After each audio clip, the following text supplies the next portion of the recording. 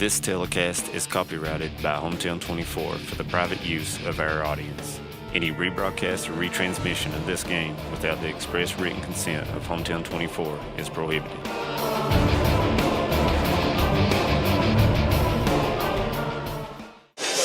Good evening, everyone, and welcome to high school basketball right here on Hometown 24. Tonight, it will be the Cougars of Letcher County Central hosting the Hazard Bulldogs. The game is being played at the old Fleming Neon High School Gymnasium. Welcome aboard, Maynard Blair, Jim McCauley, Brian Johnson, David Adams, and all the hometown crew with you for this exciting Bank of Hyman game of the week. So, guys, looks like a nice crowd has come in and looks like it's going to be exciting basketball. Glad to be back at the Roy T. Reeser Gymnasium. Didn't think we'd be back for another high school game this year, but good opportunity to see some good basketball right up front here on the stage, and looking forward to the basketball game. Absolutely, looking ahead, and this is doubleheader night as well, that we've got a girls game after the boys game tonight. It will be Betsy Lane coming over to play the Cougars of Letcher County Central in a 15th region matchup, 14th. And this is a big regional matchup right here, guys, the Cougars and Hazard. Two quality teams to look forward to about 2 weeks from now. Oh, yeah, I agree, David. I mean, I think this game, Hazard, we kind of know where they're at. They did, have a close loss to Knott County. But, this is a big game for Letcher Central. I think a lot more than it is for Hazard. You look down the schedule, and they've taken losses to Knott, they've taken losses to Perry, they've taken losses to Hazard. They need to show this top-tier group of teams that they are supposed to be there. Yeah. And that they belong. Yeah, that they're capable of playing with that upper echelon group in the 14th. And at the beginning of the season, we talked about 4 or 5 of the teams that we thought had the opportunity to win this region, and Letcher Central was one of those teams that we had talked about. So this is a big game for them to maybe put a stamp on what's to come. And, David, we got 2 weeks. Oh, yeah. Today marks 2 weeks away from the start. Tonight, we have a tournament going on, guys. So you're running out of time to make those improvements, yeah. And this is the time that you want to be going up. And we talked about that last week. It's time to start hitting that right close to the plateau of where you want to be. Absolutely, no question about it. And when you are playing good basketball, at this time of the year, you're going to be happy with it, guys. But if you're not, you've got to get there, and you've got to get there in a hurry. That's right. Are we ready for the keys to the game, Manus? Is that what you were? I think we're ready for it. Are we ready for it, Dave? Yeah, and Manus, if you're the Cougars, what you playing tonight, my man? My plan is to go heavy. My plan is to run with the basketball. My plan is to get Hazard into foul trouble. My plan is to get to the free throw line and make free throws and get into the bench of the Hazard Bulldogs. That's my plan. And Jim, if you're a Hazard? Well, I think that, one thing that we see Hazard do, they need to be able to get into the lane, and that's where they make their living. The 2 things they've got to do. One, find a way to get Kincaid open shots from outside, because if he's open, he's going to shoot it. He's a great shooter. Absolutely. And in the second, because I almost say, hey, Seth Caudill's going to get his, David. Yes, he is. I don't matter who's guarding him. He's going to get his. You are right. They've got to figure out. They've got to get either Tucker Johnson going. Yes. They've got to get Talon Osborne going. They've got to be able to get Napier going.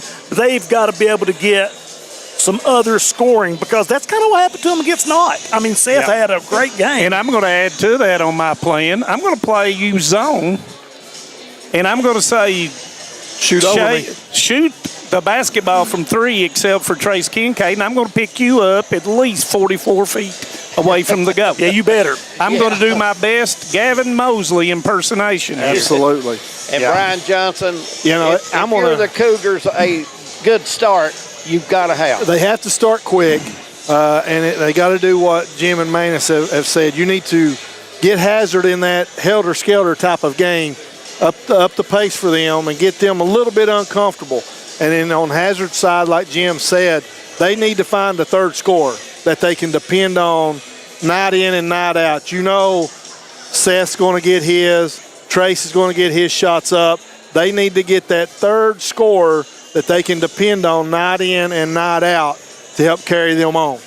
Absolutely, and guys, we're just about 5.5 minutes away, and other games in the area tonight, a big one down in Stanton. Perry County Central will travel down there to meet the Pirates. That should be another good game in the region along with this one. And, you know, you mentioned the Powell County Perry. They're in the same boat as these two right here. They're trying to see who, when it all shuffles out, come 2 weeks, 3 weeks from now. Yeah.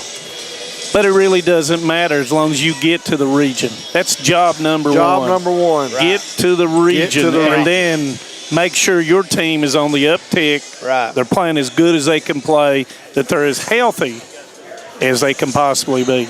Hey, you know, guys, when you get to the tournament, the name of the game is just try to win the game and advance. Yeah. It just takes three once you get to that region. Oh, yeah. Yeah. And anything can happen. You know, the one thing that I've noticed, and we've watched, there's a lot of parity this year. And with that saying, there's not a dominant team. It boils down to who wants it. Yeah. Those 50-50 balls, those two-handed rebounds, be able to get on the floor, that will, because there's not a team that's going to go out there and just say, hey, roll the ball out on the floor, and we're already 10 points better than you. I think this year's group is the difference in all of this is the matchups with the different teams. Mm-hmm. Like Hazard may match up better with Perry. Perry has a hard time matching up with Hazard. So you're saying Hazard the draw has a hard time matching up with Knott County. So you're going to say the draw is going to be key. real important. Absolutely. And we've left out the host. Yeah, man. And the host is at Breathitt County High School. So there you go. The Bobcats are a pretty good basketball team, guys. They play hard. So Well, you got to count them in. You know what we've seen, David, is almost every team that we've talked about has two legitimate scorers. Absolutely. Breathitt County has got two outstanding guards that play well. You look at Hazard and you really think Kincaid and Caudle. You look at Perry County and you think Dalton Combs and Hacker. You look all these places. I think it's going to depend on who is that X factor each night for the teams to have success, because they're schemed now for these two players. Which puts even more emphasis on your coaches to make the right choices to get the right personnel on the floor at a given time, because in this game here, the last time they played, they had 4 double-figure scores, did Hazard. Tucker Napier and Osborne scored in double figures. For Letcher Central, you had 3 that was in double figures. Both teams shot the basketball real well, and I expect tonight both teams to shoot the basketball real well. Well, Brian was talking about the gymnasium here. It's got such a background. Hey, this is a shooter's gym, guys. Yeah, it is. This is a shooter's gym. So you better guard Kincaid at 47 feet. Yeah. Yep, you see the pirate out there that's drawn on the floor. You might want to pick him up there, mate. I would say as soon as he gets inside the end lines, you better be guarding him. And I'm going to throw out an ex-person for Letcher Central, Alex Gillum. I've watched him make 7 3-pointers in a row. If he gets it going against Hazard, whether they play 2-1-2 or whether they play man-to-man, that's going to be a big factor for Coach Noble. Guys, you could not be playing well right now, and you come to a game tonight or tomorrow night and you start playing well, and it could flip it all around to get you on the right road. Exactly right. right. Turn your season around. That momentum coming off of a big win at this point of the year can carry you right into the tournament. And God forbid an injury to any of these. We don't even want to go there with that, but it happens. It's a part of the game.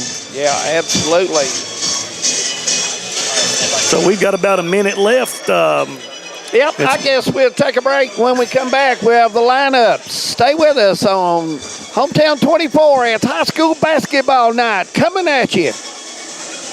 This is News 12. Since 1985, Hometown 24 has been serving this community with local programming produced by local people. 20th 1 hour and out. He's got a man out here. Linden caught at the 45. Using the latest video technology to bring you the news, sports, and local events that matter to you. First on your Hometown News tonight. I'm Harold Mullins, and thanks for joining us. 40 years is a long time in Eastern Kentucky. Here's to 40 more. For over a century, Bank of Hindman has proudly served Knott County and the surrounding communities. They're your hometown bank, built on trust, service, and a commitment to their neighbors. With online banking, bill pay, and mobile deposit, they blend today's convenience with the personal service you've always known. Visit them on the Hindman Bypass or at the Holly Hills Shopping Center. Bank of Hindman, where tradition and trust still matter. What keeps you going? Your love for the game? Your teammates? A victory? At ARH Orthopedics, our goal is to keep you pain-free so your body can keep going. There's no time for discomfort in your joints or ligaments caused by an injury. ARH Orthopedic providers specialize in treatment plans, from non-surgical and surgical options, so your care is entirely centered around you. Visit arh.org/ortho to find an orthopedic provider near you. ARH, more for Appalachia. Time out for great food. This season, everyone is stopping at Double Quick for their pregame and postgame snacks, drinks, sandwiches, and dinners. Come on in and grab a bucket of Double Quick chicken with all the sides, a real family meal for on-the-go eating. Then there's everyone's favorite, the famous Double Quick pizza rolls. Buy them 1, 2, or 6 at a time. We've got sandwiches galore, your favorite drinks, chips, and snacks, and so much more. Be sure and use your Double Quick rewards card, and good luck to all the teams from the team here at Double Quick. My name is Emily, and I'm from Laurel County. When I was searching for a college, I wanted to find a place that felt like home and where I could make a difference. The moment I stepped on Alice Lloyd's campus, I knew this was where I belonged. There's a sense of community here and a focus on serving others that you can't find at other colleges. For me, it wasn't just about continuing education. It was about being a part of something bigger. Apply now to find your home at alc.edu.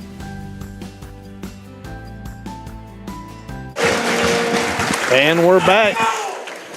And we are, guys. And Brian, what an atmosphere. Jim Bob and Manus, you can't beat this in these small high school gyms. You get all these this people. brings back good memories. I played many games here. Absolutely. And unfortunately, he played many games here for the Neon Faithful. Jim Bob don't like that I played many games here. I played the Mountain Code Classic right here many a time against a bunch of good players. We're ready for the lineups, my All friend. and at first it'll be the Hazard Bulldog, Seth Cottle, who's within 4 points of 2,000. Will be at the forward or guard spot. You got Taylor Osborne, the senior. You have number 22, senior Tucker Johnson, number 10, senior Tucker Napier, and junior number 2, Trace Kincaid. And, of course, the coach for the Bulldogs is Mr. Casey Huff. Hazard 14-8, 9-2 in the region. Hey, guys, I'm with the legendary Tick Lewis. He's ready to go play a little basketball tonight. Say hello to old Tick for me. Letcher County Central, 12-9 on the season, 7-4 in the region, coached by Mr. Trevor Noble.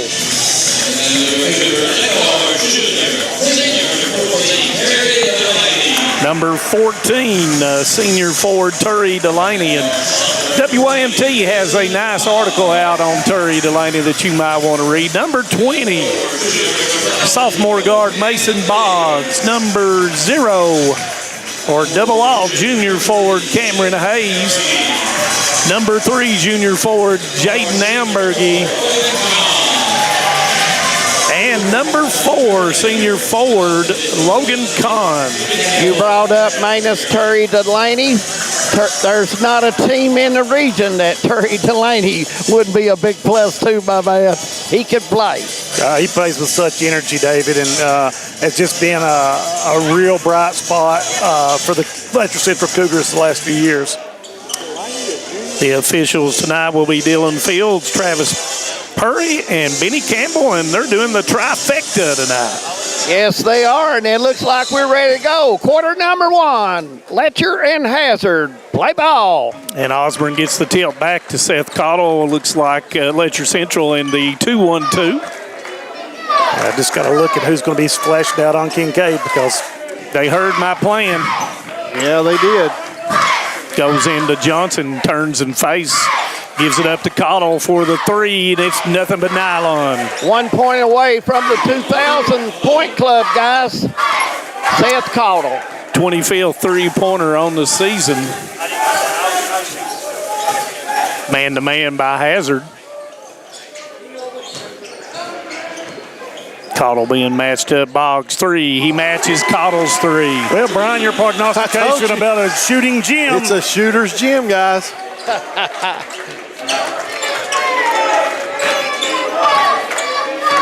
Notice Cougars already back in the man, guys. You know, one trip in the zone, they went man-to-man. This second trip down the floor.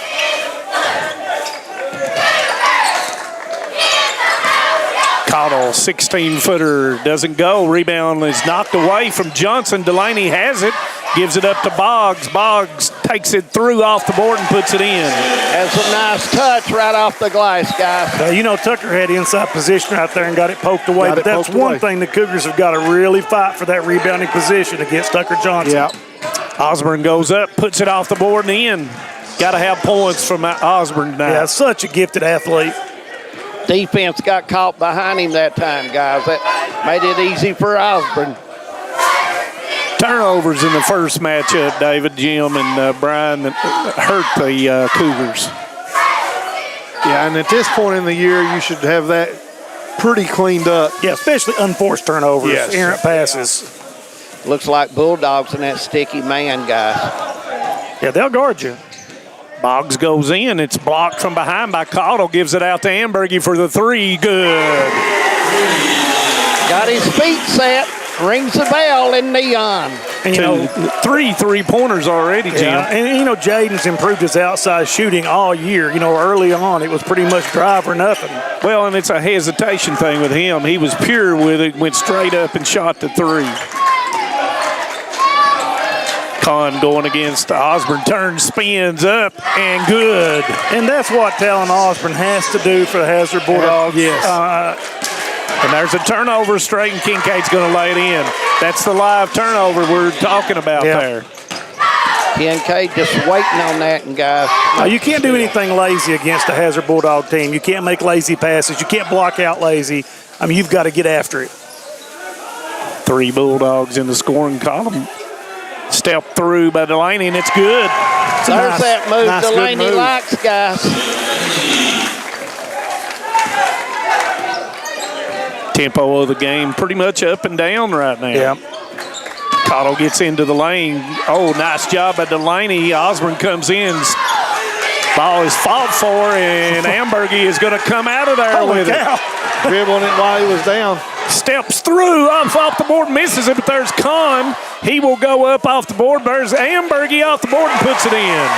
Oh, looks like the Cougars wanted that and a little more than Hazard did that time, guys. That's what they've got to do, The David. tenacity that they're playing with, that's what they have to do. You're right, Jim. And it's the thing with, I feel like, Letcher Central. They can play that, but they've got to play it for the full stretch of the game. You can't go to sleep for a quarter.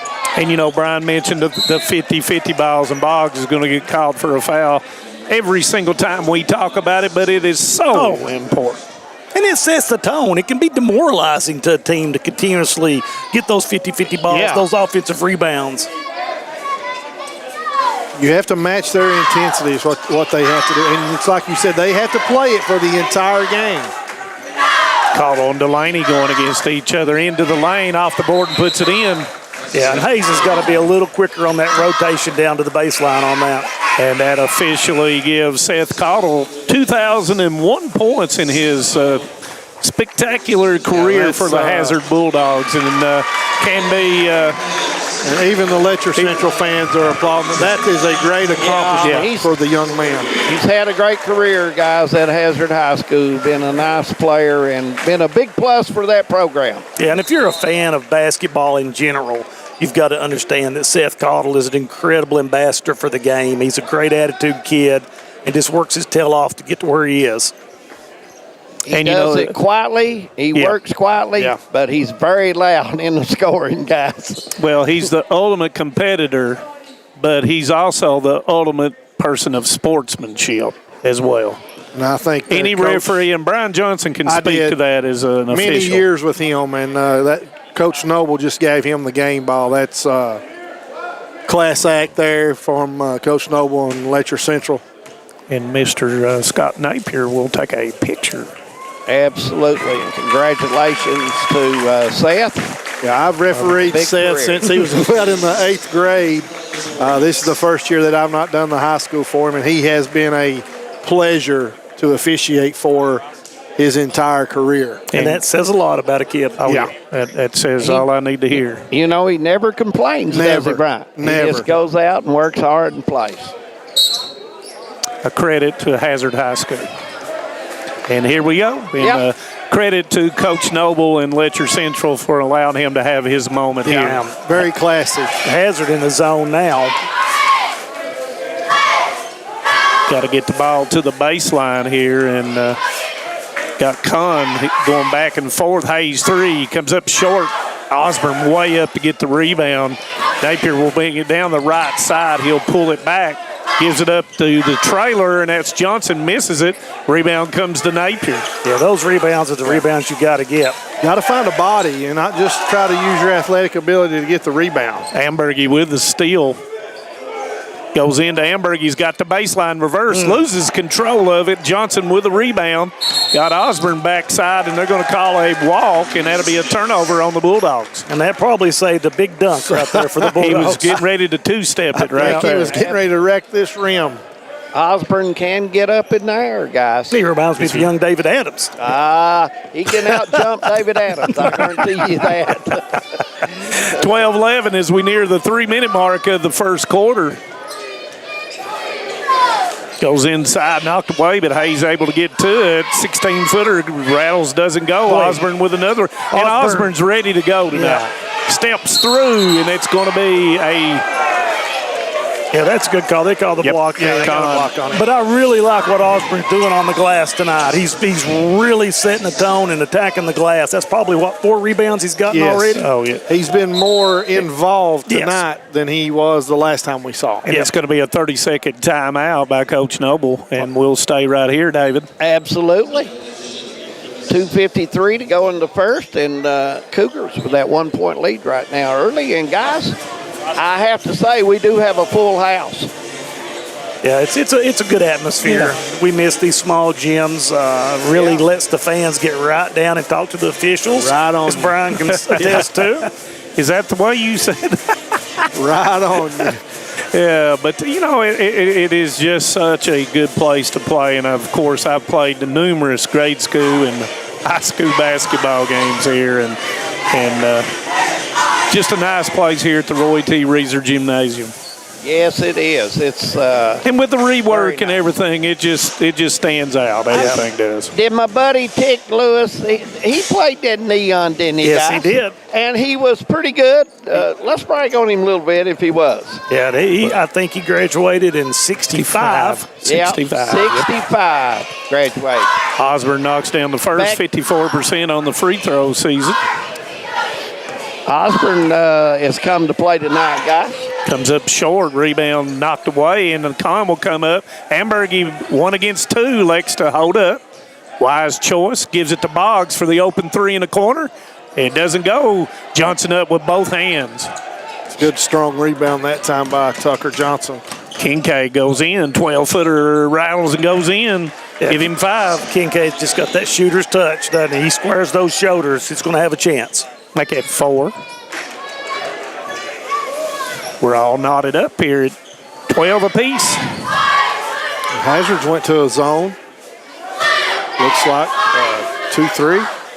Well, they got to figure out a way, like I said right here, to isolate Cam Hayes or Terry Delaney down on the block. Good give up, reverse. Hayes puts it in. Ring around the roses. Well, that's a nice setup by Delaney that time, guys. Yep. 4 Cougars in the scoring column. Goes in to Tucker, backside to Osborne, up and in. Yeah, you can't let him get free like that. No, he's too athletic and too skilled.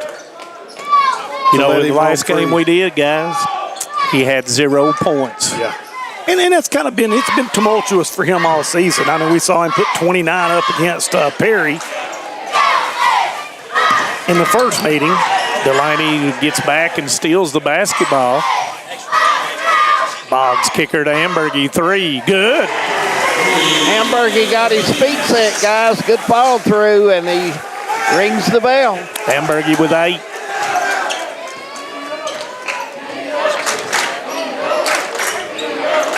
See, they set this back screen on Kahn to get Osborne free. Backside. The same thing with Kincaid. They're doing it's just coming up and setting that little back screen. Doing a double. Well, you got to be below. You can't be high. You got to be below that to keep that from happening to you.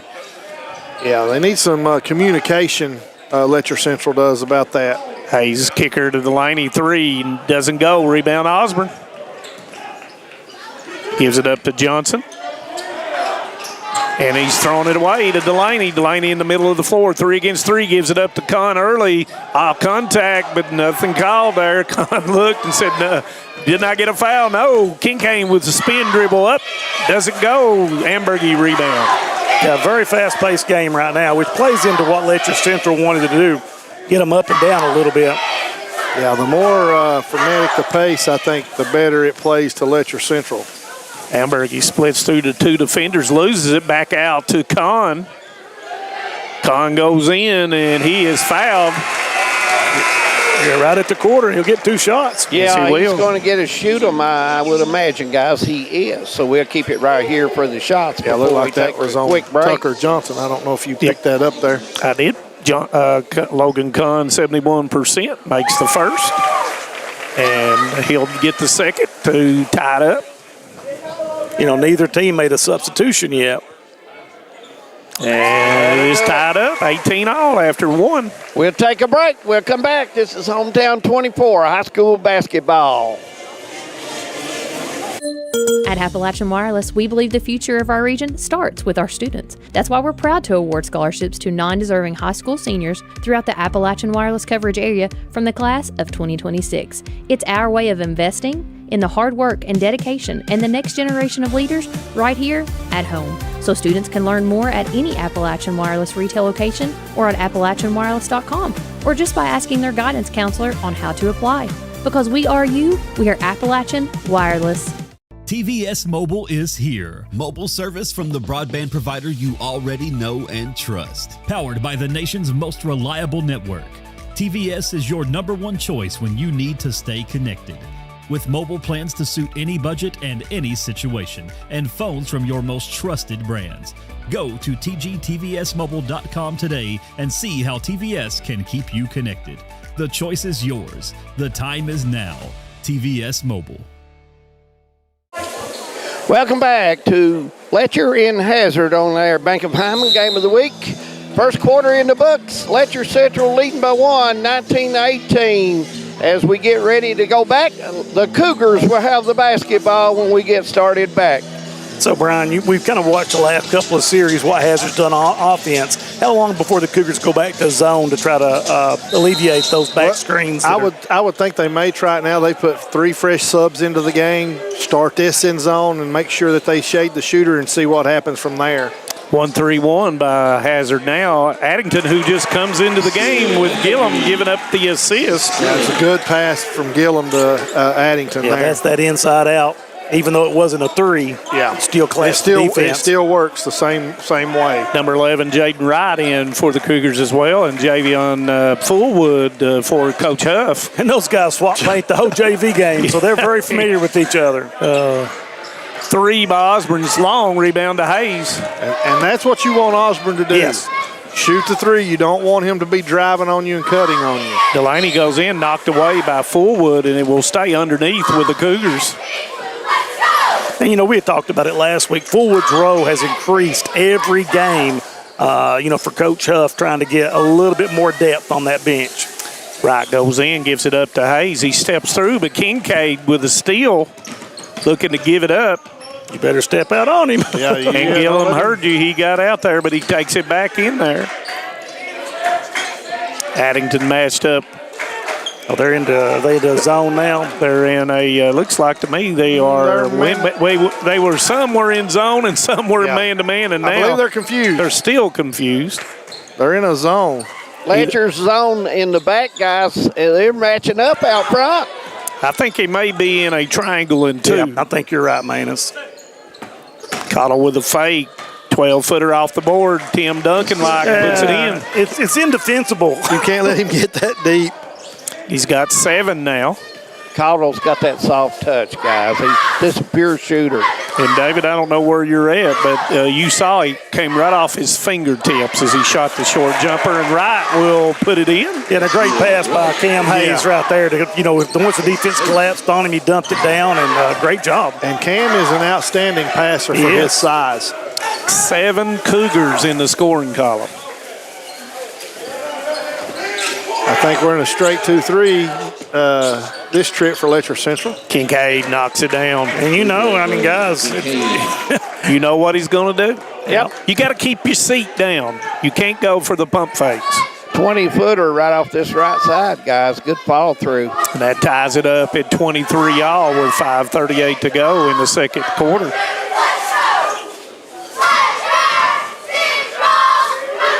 Hayes goes in, but there's Osborne with the steal. Momentarily, it was open. Kincaid with a pump fake. Osborne and Delaney throws it back, and it's going to be a steal. Addington out in front. It goes behind the back, but Addington puts it in. Yeah, getting the offense out of Jaden Wright and Harrison Addington, huge for the Cougars right now. Yeah. It's a bonus. Both teams being soft with the ball right now, guys. You got to be stronger with it. Cottle with the basketball, and they've entrenched into that. You see Hayes, he's even shading over where Kincaid is on this. Too much space for Kincaid, and he knocks it down. That was from Pirates, guys. Yeah, and we call him the microwave because, man, when he gets warm fast. Yeah. Guys, I got a legendary guy right with me, Dexter Campbell, standing right beside us. We're going to get a talk with him first time out. Dexter's giving a lot of technicals in this gym. Delaney with a 3.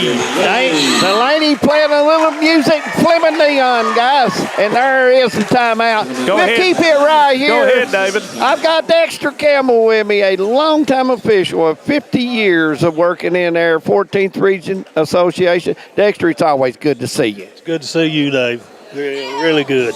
Tell us what you've been into lately. Ball games and ball games.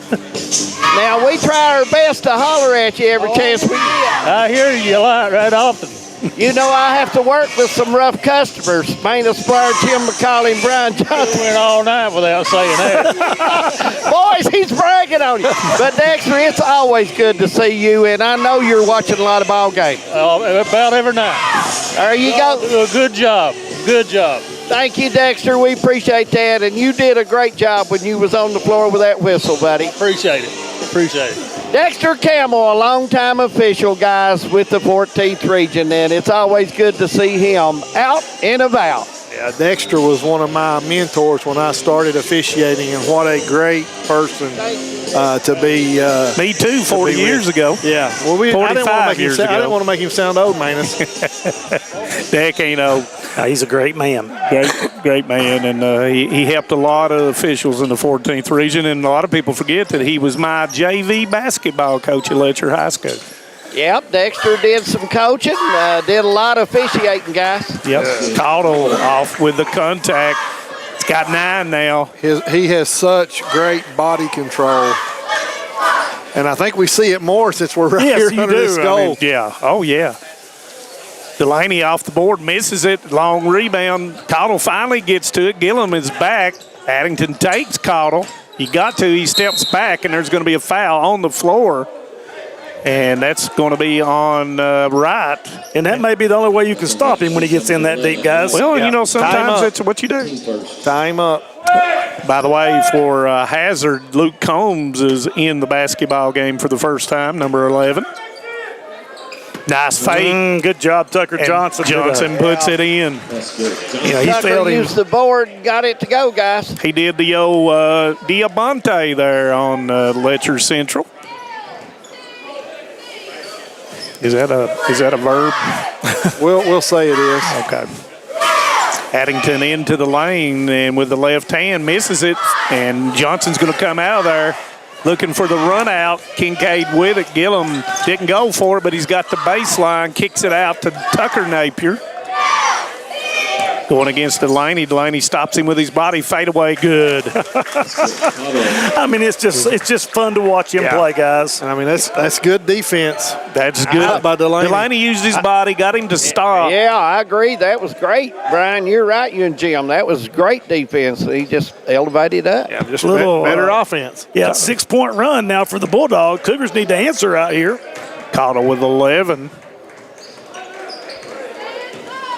Delaney goes into the lane, turns backside, misses it, comes up long, gets his own rebound, steps through left hand, doesn't go.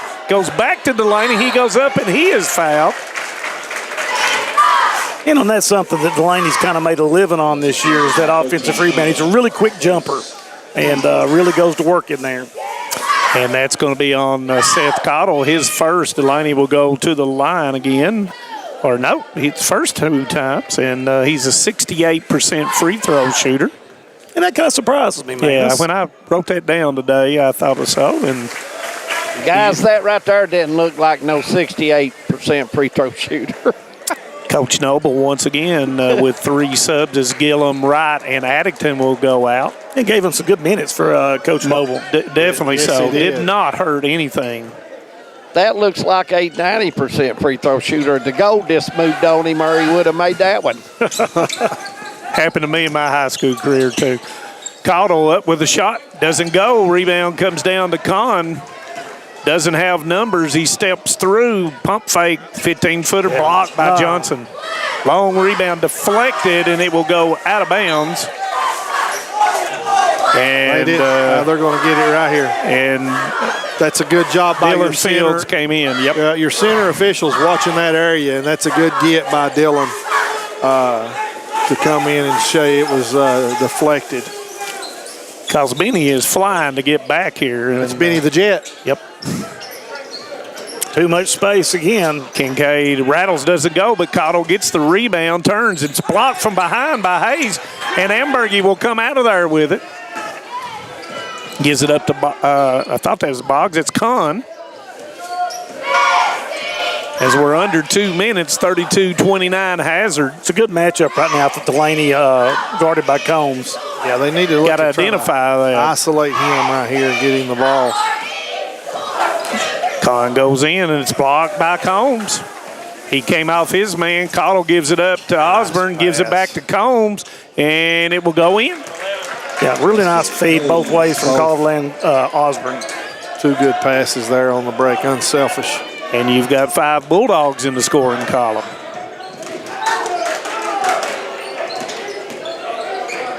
Gives it up to Hamburg. Going against Combs. Cut off, and he's going to throw it away. Turnover on the Cougars. I think the last couple of minutes for Letcher Central, they've kind of got away from their offense, not running anything. And Coach Noble identifies that. He calls a timeout. And we'll take one as well, guys. And when we come back, Jim McCauley will tell us how Letcher is going to settle down and take care of this. So let's take a break. This is Hometown 24. We're coming back right after this.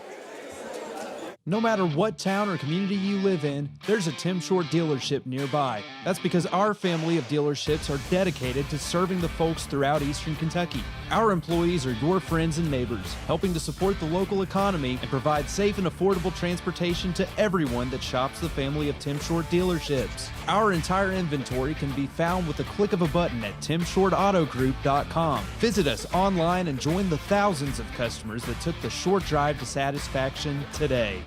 Welcome back to Letcher and Hazard going at it at the old Fleming Neon High School gym. A nice crowd on hand. 34-29 score. Hazard by 5. And Jim, you was right before we was going off. Cougars need to take advantage of their defense down here, getting those rebounds and going down and get a good shot. Well, I think the last part of the thing you said, Dave, it's correct. They've kind of, early in the first quarter, through the first quarter, they worked really well in their offensive scheme. And we've noticed the last 5-6 minutes, really almost the whole second quarter, they've become a little disjointed and more one-on-one. And you know what it comes down to, David? When they throw a pass, it's off one leg. Yeah. Instead of a jump stop or their body underneath of them, and that's what they got to correct. Yeah, they've had 3 trips and not really a good shot, guys, so they got to correct that. Here's going to come a drag screen right here for Cottle.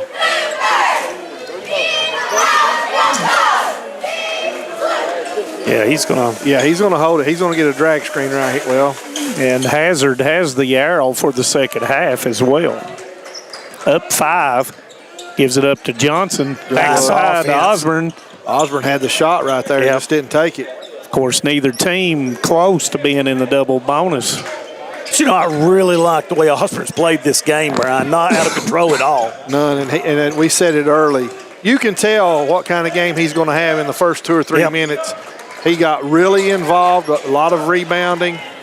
And knocked off his foot by Kahn, and it will be a turnover right here in front of us on the stage. Yeah, he stood up. If he could have bent his back a little bit, he'd had a shot at hanging on to that basketball, but he stood up, guys. 14 seconds. Boggs to Hamburg, 6 seconds. Hayes with the basketball goes up, and then they're going to call him for steps with 2.4 seconds to go. That's good defense by Cottle on him right there. 2.4, and Letcher Central can foul to make sure they don't get anything in the front court. Cottle's going to get to it. He's going to shoot it. Is it counting? It looked good.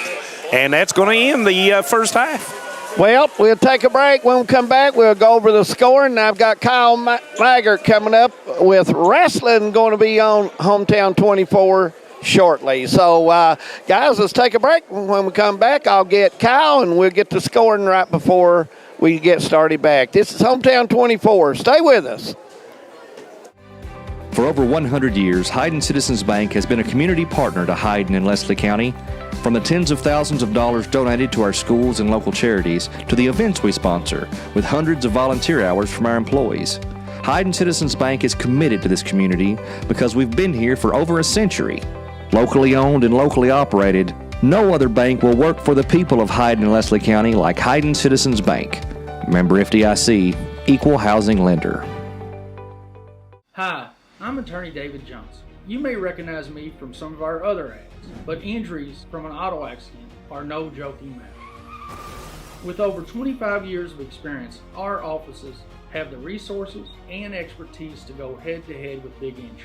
While most of our cases get resolved without going to court, trust me, they know if the attorney you choose will take it this far.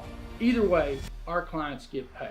So for all your legal needs, get the pros on your side.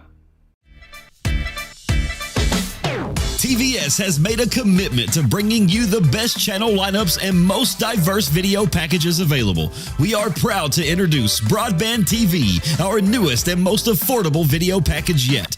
48 of the most watched channels we offer, some new channels only available with this package, and over 300 of the best free ad-supported channels available, all for only $29.95.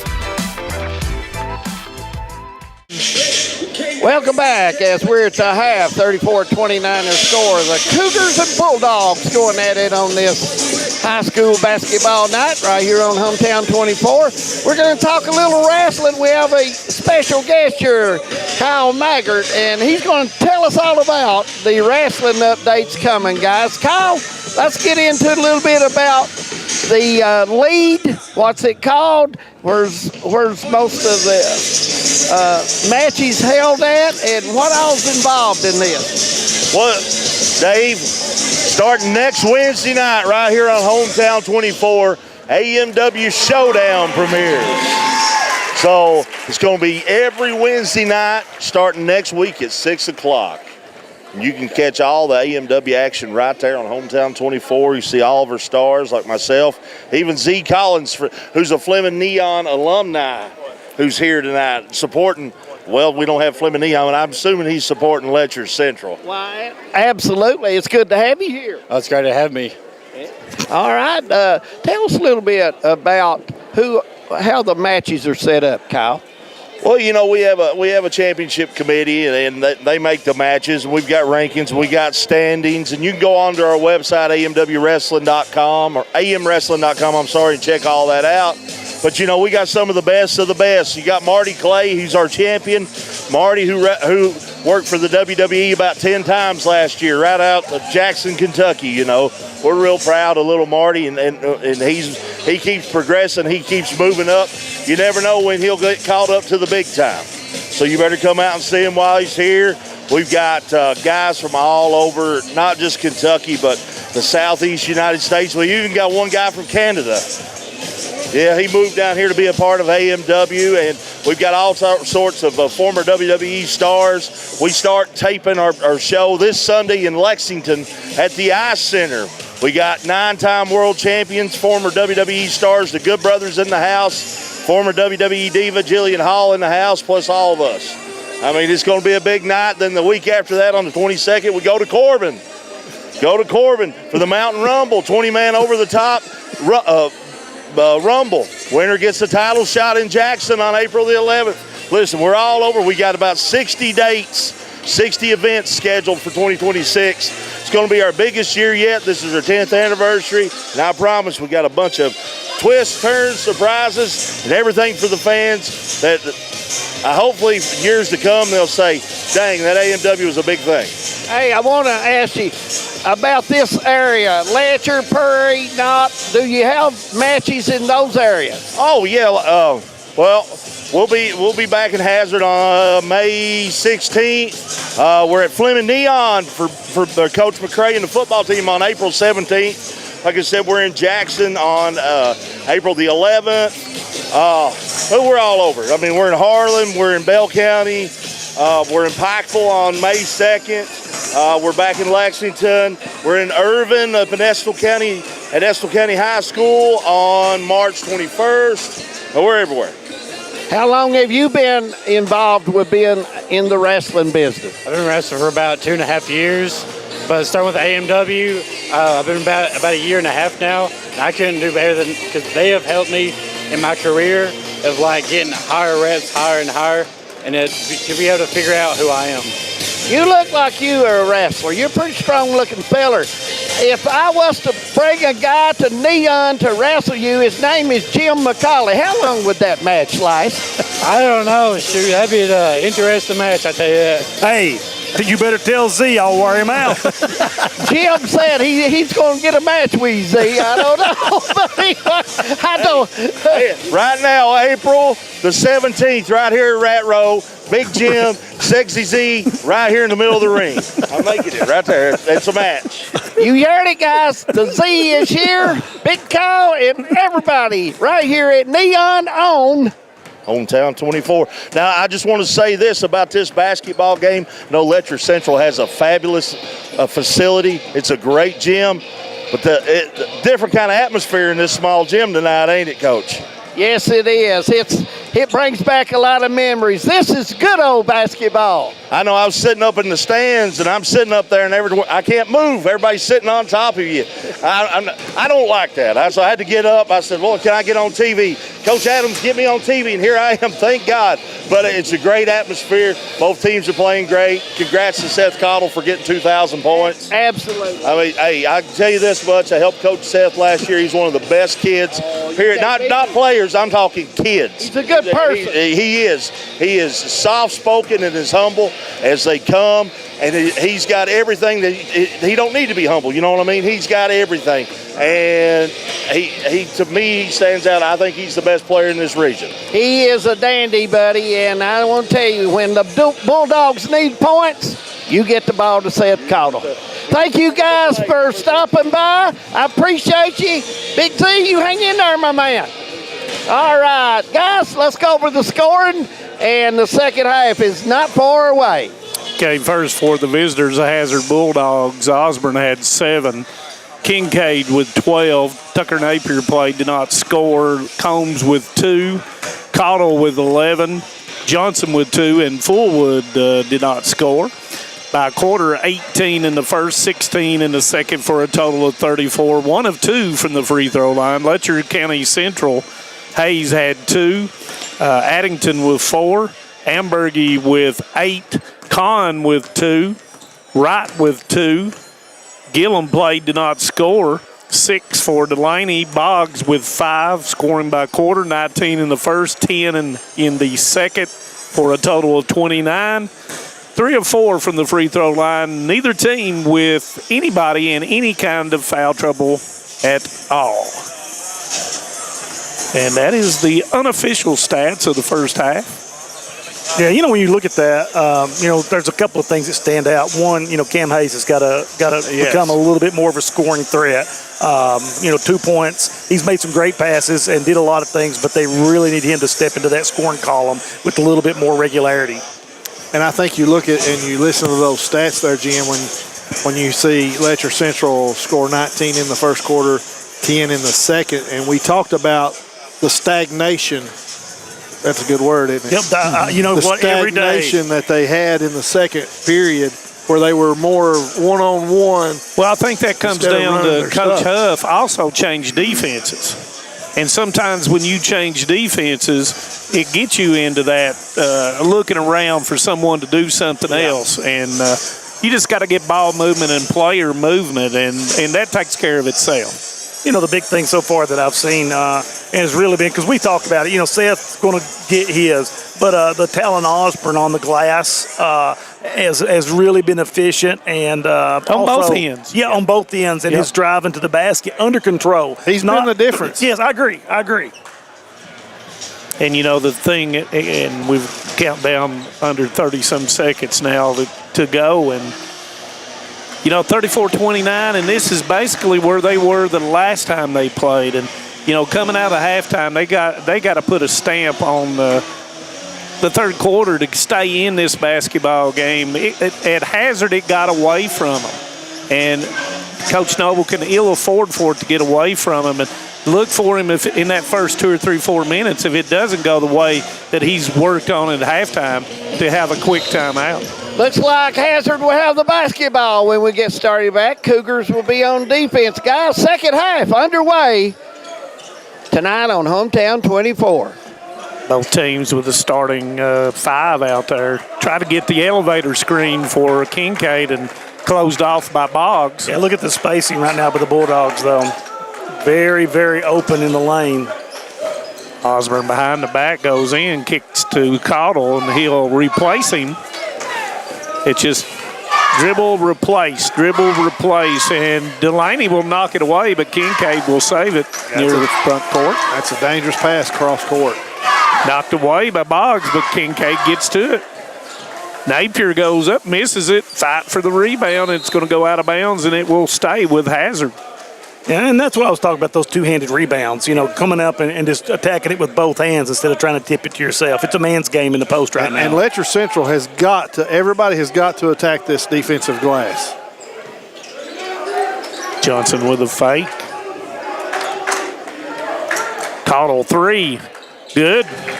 And if Caudill's making the threes, gentlemen, watch out. 14 for Caudill. 26-3 on the season. Yeah, largest lead for the Bulldogs tonight. Backside to Delaney. He'll lay it in. Nice pass, Cameron Hayes. And within the framework of the offense that yes. Had a good backdoor cut, was overplayed defensively, shot backdoor. Cam made a good pass to him. Coach Huff with a call right here, something a little bit different. Backside, but Boggs does a nice job. But no, Caudill goes backdoor and he puts it in. So the second backdoor person got it that time. Yeah. Repaid the favor. 16 points by Caudill. Hazard's been doing that quite a bit on that back. Guys, going backdoor tonight. Cougars have to, you think there's a backdoor by Amberg. And it's missed. He'll fight for it. He comes up with it, loses it. goes up off the board and makes it. He may have the quickest hands. Yeah, he is so he will not give tenacious. up on it. Yeah. Well, you broke out all the words in the thesaurus. I've been in the thesaurus this evening. He may not be able to spell it, guys, but he knows what it means. I know what it means. He has been all over the ball and will not give up on a play. 30-second timeout by Coach Huff, and at the 39-33 was 6:01 to go in the third quarter, and Coach Huff not happy on the offense of Letcher Central getting shots down here at point blank range. Yeah, 2 in a row. Even though Ambergy missed the first shot, he was wide open. But on the other end, it's just patience. Seth called him. Yeah.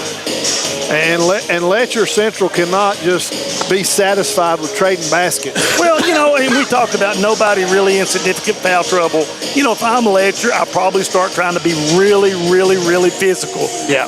Really try to tie him up when he puts the ball on the floor and really get after him until, the officials start calling it with a little bit more regularity. Be active with your hands. And, of course, y'all didn't see off camera, but I was fouling Jim. Yeah, he's been doing that for a couple of years, guys.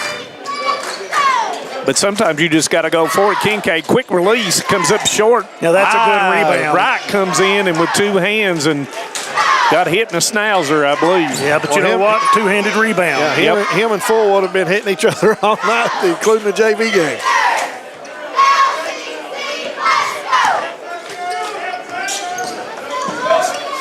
Ambergy slashes through, goes right hand off the board. Yeah, great take by Ambergy right there with Osborne and those long arms looming right behind him. Early in the first quarter, he had a quick 8, and then we lost him in the second quarter. Here, he's come back with 4 real quickly in this early part of the third quarter. Fullwood, by the way, in the basketball game. Bulldogs still trying to get a cutter on that back line, guys. Yeah, they're trying to lull Letcher Central to sleep, and if you follow these guys on these cuts, you're going to end up behind them. Osborne spins again. Might have got away with the defense. And there's Cottle just inside. He's probably shooting 85% plus from the field right now. He probably wants to play every game here at Fleming Neon. Hayes goes to Boggs, 3, and it goes down. Big shot for the Cougars there. Give Boggs 8, second 3-pointer on the night. 41-38. Cottle up, no good, but nobody box Fullwood out. Osborne kick out to Kincaid.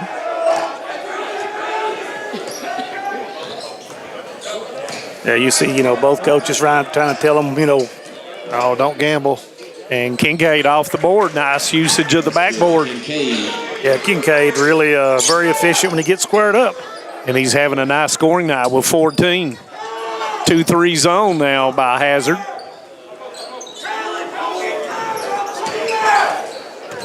Right, all the way diagonal, gives it up to Ambergy. Quick release, 3 good. Yeah, good ball movement by the Cougars. Yeah, very good.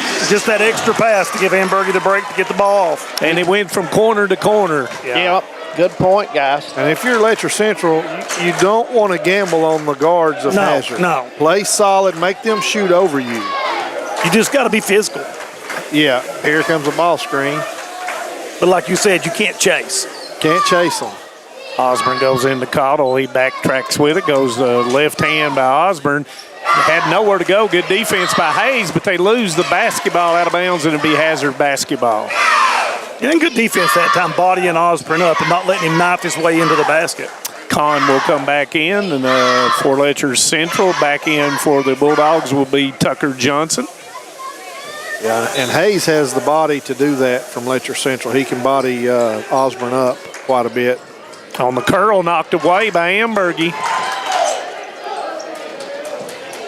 Had Cottle on the pin down curl.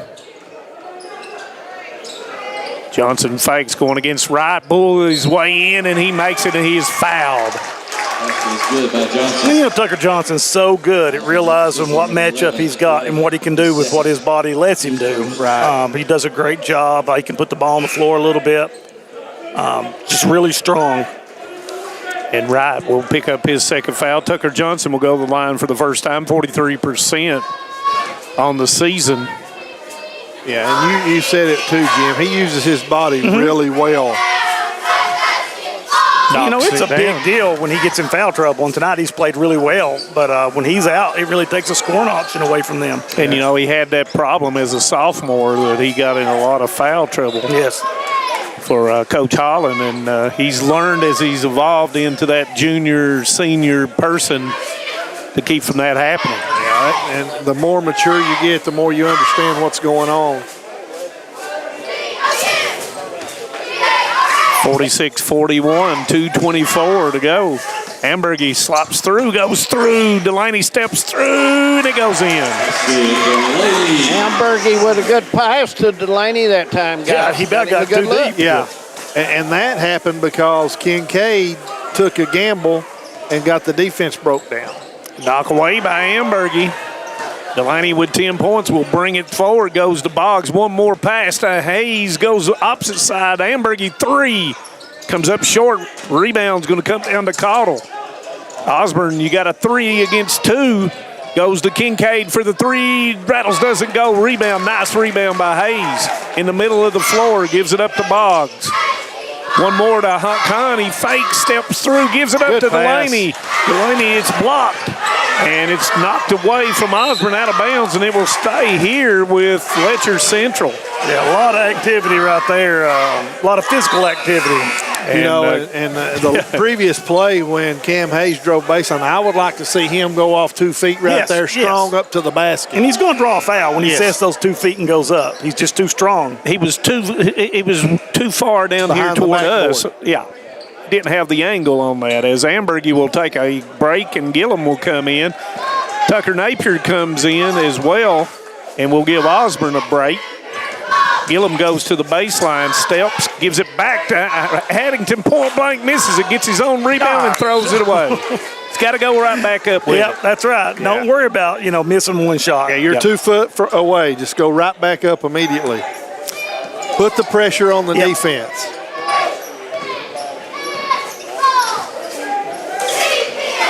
Double screen goes to Cottle at point blank range, puts it in. It's too easy for that one. I mean, you've got to be physical. Yep, that was too easy. You're right, Brian. You got to, like Jim said, you've got to be more physical than that when he has the basketball. Cottle with 20. And Napier is going to pick up the foul, and that's going to be Napier's first.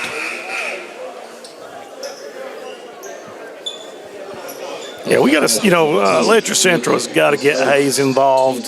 Still not really doing what he's capable of doing offensively.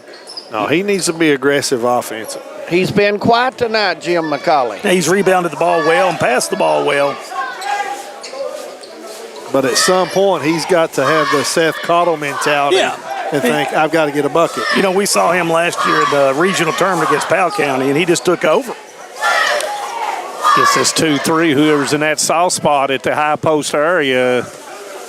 Looks like Cougars will go for 1, guys, with 25 on the clock. And the possession arrow is toward Letcher Central as well to start the fourth quarter.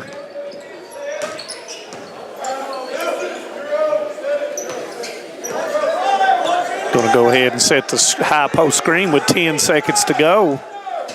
Boggs gives it up to Hayes, steps through, gives it all the way in the corner for Gillum for the 3. Good.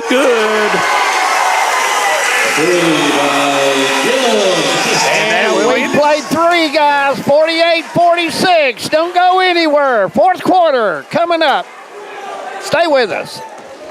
That whole third quarter, Letcher Central played under control and able to cut a 11-point lead down to 2. Yeah. And when Cam does that and he starts hitting those open guys, eventually they're not going to come off of those guys, and he's going to have that whole lane to himself. Need to put Cam right on the foul line. Because he can score. Absolutely. They have to come get him. And if they do, he can pass it with the best of them. And he's got the height to look over top. Yeah, that's where I would have him.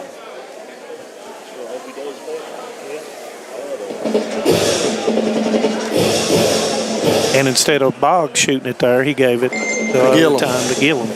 That's what he's got to do. He's the point guard.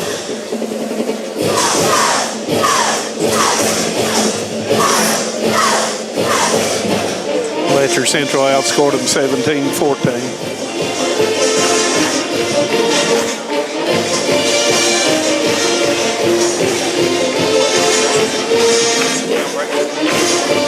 You on break?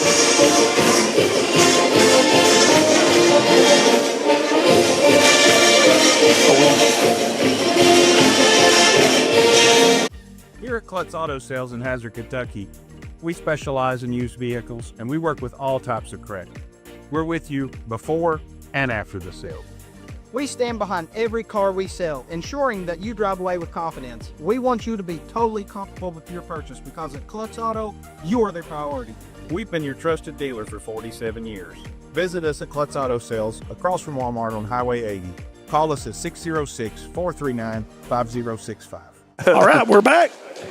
Welcome back. 48-46. Cougars will have the basketball. Getting ready to start the fourth quarter here. And I'd like to remind everyone, Letcher County Central Lady Cougars will take on Betsy Lane about 20 minutes after this game. I hope everybody liked that commentary there. Boggs with a three. Tipped up, it hits up top, and that will stay with Letcher Central.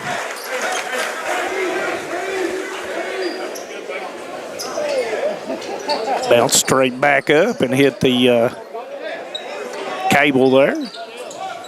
Gives it out to Gillum. Hayes right there. His powers up left hand, and he is fouled by Johnson, and he will go to the line. And, you know, we were talking and continuously we'll talk that Hayes has to be aggressive, and he was in that opportunity, and he'll go the line for the first time. Yeah, he's such a strong young man. You know, I like to see him just go right up at it. And, you know, when you shoot 76%, you want him to go to the line. He's a little gimpy.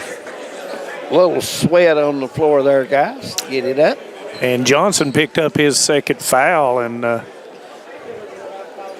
not exactly sure when we had somebody, Hayes fell down there, and we're using the old bounty towels. The quicker picker-upper. Yep.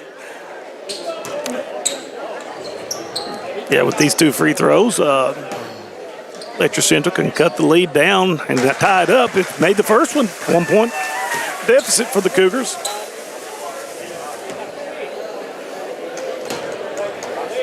Second one is up, and it's good as well.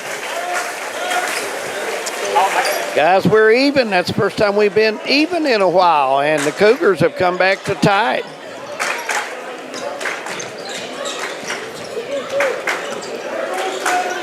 You know, you got to think the Bulldogs are thinking, well, you cannot give Trace Kincaid that kind of space. Oh, rebound Gillum, and he's not going to miss that shot many times. No, he's not. Letcher Central got lucky there at that one, rimmed out on him. And you saw how frustrated he was. He clapped his hands. He's a very emotional player. Very competitive. Yes. And Letcher Central must have heard us talking between the timeouts. They put Cameron at the foul line. I think everybody heard that. Probably. May have put We have some great discussions. It's basketball 24/7 here with the TVS Hometown 24 crew. And, of course, all four of us as coach, so we have our own opinions about things. Some people may not care much about. But anyway, here we go. And looks like they're going to try to draw out Hazard in this zone.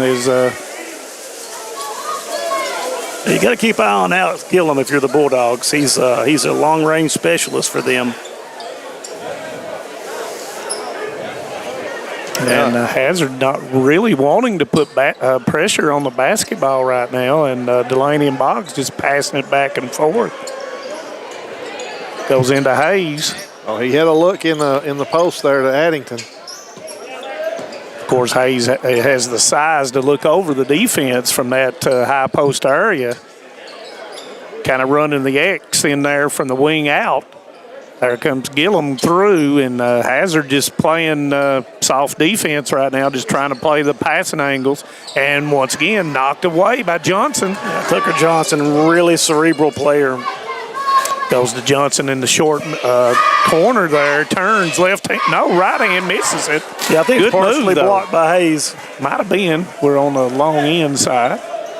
You know, that was a tough shot. He turned into the middle of the lane. He was over at the block. And, Brian, that turnaround shot there's a tough shot.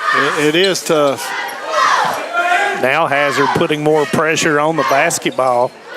Letcher Central got to stand tall in the saddle with it.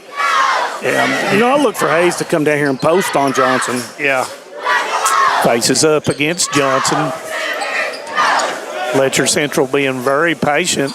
Goes up through, and it's going to be a block, and that's going to be a foul call. Let's see who is it on, and it's going to be on Johnson, and that's going to be Johnson's third. And that will send Cam Hayes back to the line for 2 more. And, you know, you see automatically Seth Cottle goes over there to give him a hand to help him up. Yeah, and that's the reason, besides Seth's outstanding basketball abilities, he's a fine young man. He is. And we say that a lot, but we really mean it, Seth. Yep. Yeah, he's one of those kids that you really enjoy watching no matter who you're pulling for. Yep. You're right, guys. Noticing Hayes getting up. Little gimpy, isn't he, David? Yeah, I think, I'm not sure. The left one, I believe, Yeah, I believe it's his left sore ankle on him, guys. And makes first. As Addington will go out and Gillum will go out and Kahn and Ambergy will come back in for Coach Noble. And both those guys gave good minutes to the Cougars. Alex Gillum with a couple of big rebounds as well. Coach Noble doing a good job rotating his bench in and out and getting good bench play as well. And will that benefit him because Hazard's not played a lot of players? I mean, that's one of the plans that I had was just get it up and down. Johnson with a knockdown jumper. Yeah, that's a nice shot by Johnson. Good follow through, guys. Got 7 as Hazard goes back up 50-49. Goes to Hayes, going to guarded by Cottle. Delaney gets into the lane and he's being held by Napier, and that's going to be Tucker Napier's second. You know, and we don't talk enough about Tucker Napier. You know, he does a lot of good things for Coach Huff. He does. Well, he's a good defender, and he's got good a lot of rebounds. Good, yes. He does all the little things that you might not necessarily see on paper. Con fakes, gives it back on the curl, but there was Kincaid coming off the curl tight. And he's drawn the assignment on Delaney, about all night. Off the weak side, knocked away, but there's Ambergy, and he puts it off the board. Good bucket there by Ambergy, guys. That 50-50 ball went Letcher Central's way that time. Ambergy with 17. They're going to isolate Caldwell right here. And that's good help there by Hayes. Good show. Good help by Kahn. Nice coming recovery off of Osborne. Cottle spins up and misses it. Rebound comes down to Hayes. At the halfway mark of the fourth quarter, Letcher Central up by 1.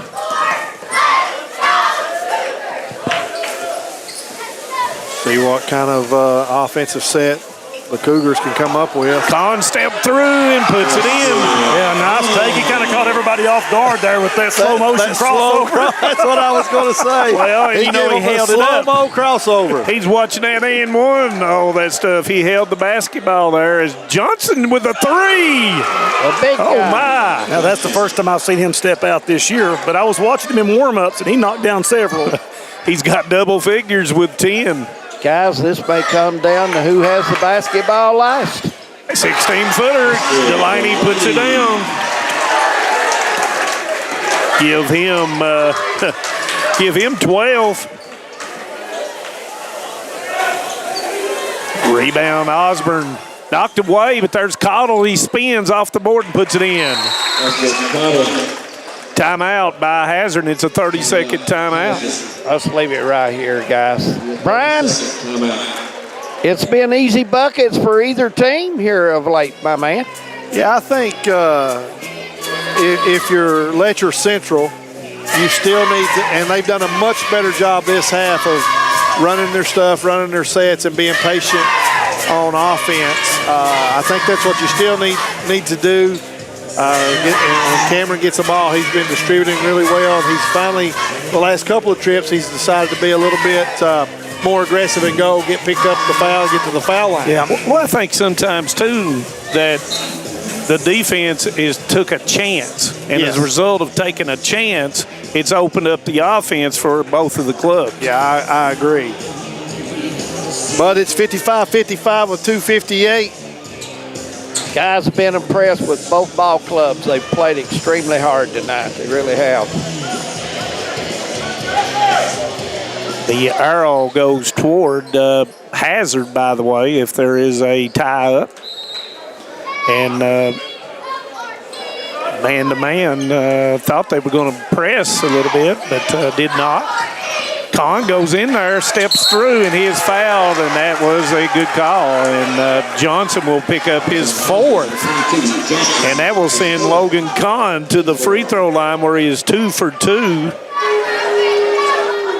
Yeah, Kahn's been very aggressive here when he's got back in the game to attack the basket. Makes the first. And noticing the matchup that they like to match up with Johnson, and now Fullwood will come in and he'll guard Kahn. I think this substitution is just for 30 seconds. I think you'll see Johnson come back, guys. And the second one goes down as well, as Wright will come in, and out will go Ambergy.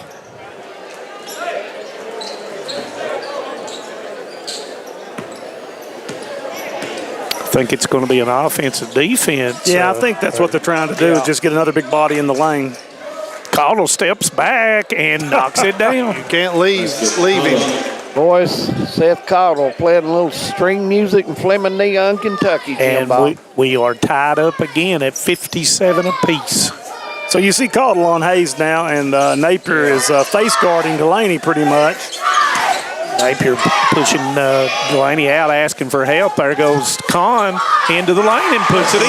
He's been big in the second half, guys. He's got 6 here in the fourth quarter, and that ball's going to be thrown away. And that's going to be a turnover on Hazard.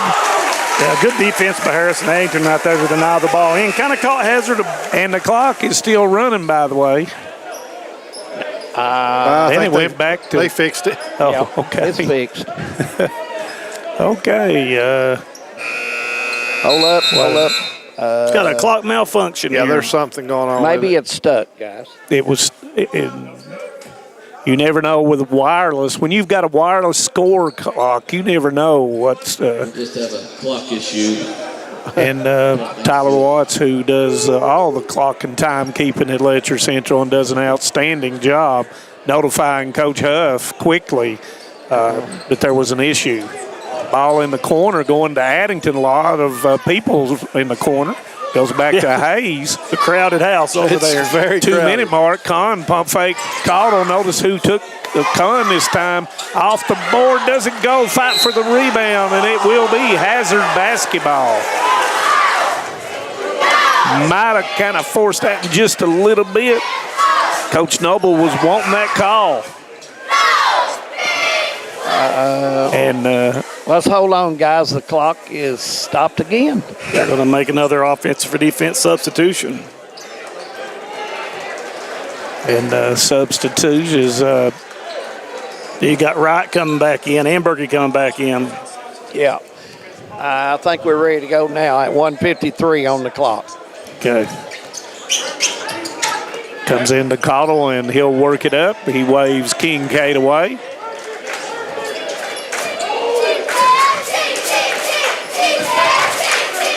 Nice screen by Fullwood. Goes through, and it's blocked, but there's Fullwood. He gets it, and he is fouled from behind. You make a good defensive stop there to keep Seth from getting a basket, but you have to complete the play and secure the defensive rebound. You know, when you got 3 guys going for the block, Brian, you know, you're going to have somebody slip right in. Oh, yeah. Fullwood going to the line. 7 of 15. Knocks that one down. You got that right, David Adams, and he knocks it down. A big-time free throw for him. Been impressed with the shooting of both teams this half. I thought Letcher is, turned it up a notch, moving without the basketball and playing, screening, and I thought they've turned it up some this high. And that's going to be long. Rebound comes down to Hayes. 137. Letcher Central up 1 point. Delaney, and he is fouled by Fullwood. That'll be his first. And that is the 5th team foul on Hazard, and that will send Delaney to the line for 2. Yeah, and if you're Letcher Central, you need to be aware of people running up behind you, coming from all over to trap, slap, try to get the ball away from you. Got to be very strong. You can't show the backside of your head to a defender. And Delaney knocks down the first. And I would imagine that somebody's going to be, wherever Trace Kincaid is at this point on, they're going to be with him wherever he goes. They better. Delaney, 14 on the night. He's sitting up down there on the far left-hand side. And Addington is in to guard him for Coach Noble. Coach Huff with a call here to try to get something going right here, and it comes off the double flare. Opening up the side, gives it up. There is Kincaid, 3, doesn't go. Rebound comes down to Delaney. Delaney's trying to come up with it, and he's going to be fouled. And that foul is going to be on Caudle. 13 Caudle, his second. Second on him, and that will send Delaney back to the line where he just made 2.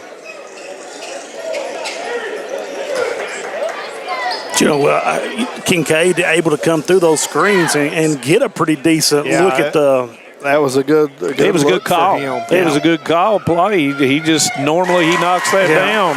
Yeah, it was a good set play from Coach Huff, and that puts it up to a 2-possession game now for Letcher Central with 1:06.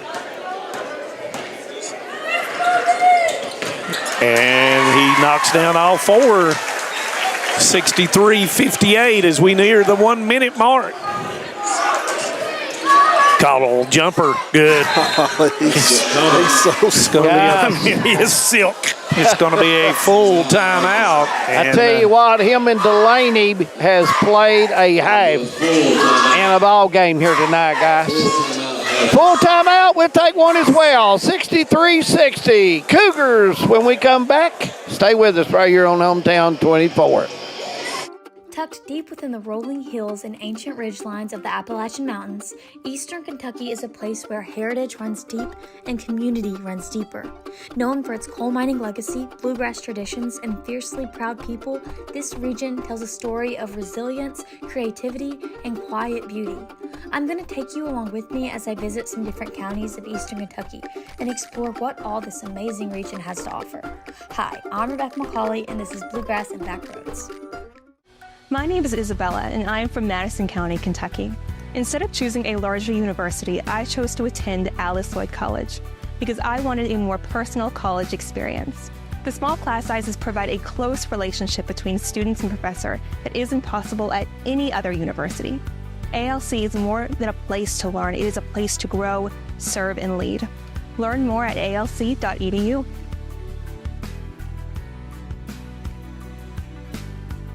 People you don't count on. We're on. Welcome back to the Roy T. Reeser Bank of Hindman Game of the Week, and we have a dandy, 63-60. Guys, I'm here talking with the legendary Dexter Campbell, and when he talks to you, you better listen. You better listen, David. So it's going to be very important right now. Can run the baseline. 57 seconds to go, 63-60. Manus, we're ready to get back. Comes in, Delaney and it's going to be a foul, and that foul is and that's what you got to do. You're going after the basketball, and that foul is going to be on Napier. That's going to be his third, and that will send Delaney.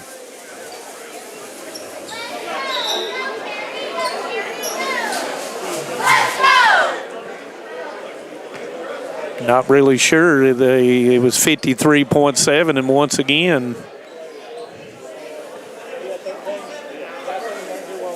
And Mr. Scott Napier and Tyler Watts talking about. I think it was 57.3, and now it's 53.7.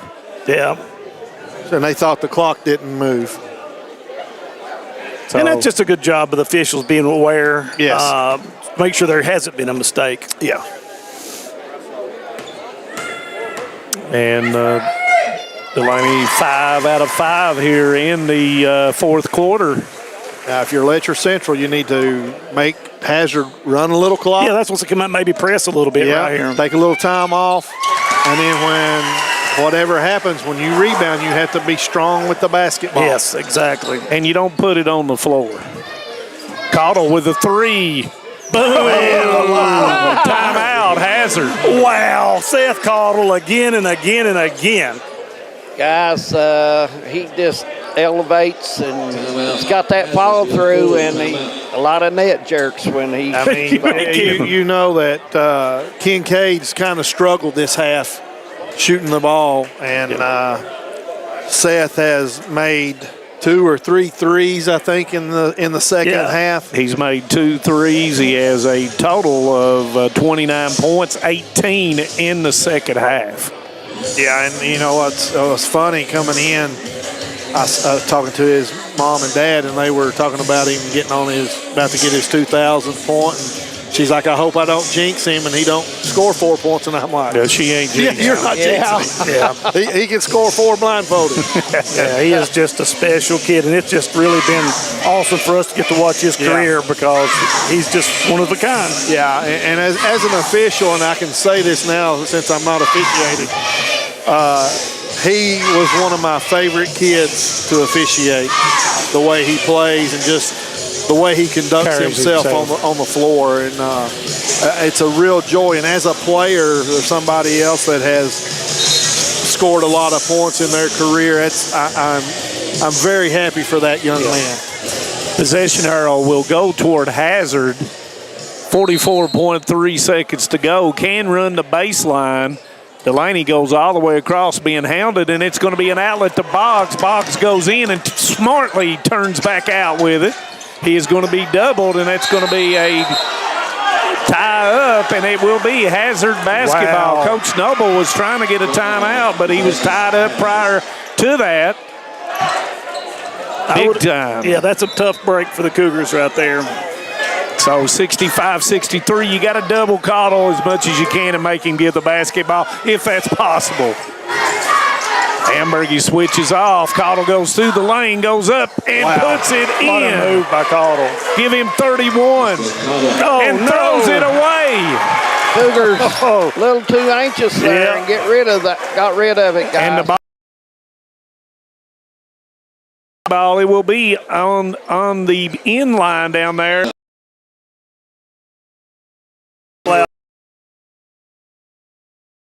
But any screen, you've got to double him off those screens and not give him a good look. I believe Hazard has 1 timeout by my calculation. I might be incorrect. How many points has Seth Cottle got? 31. 31.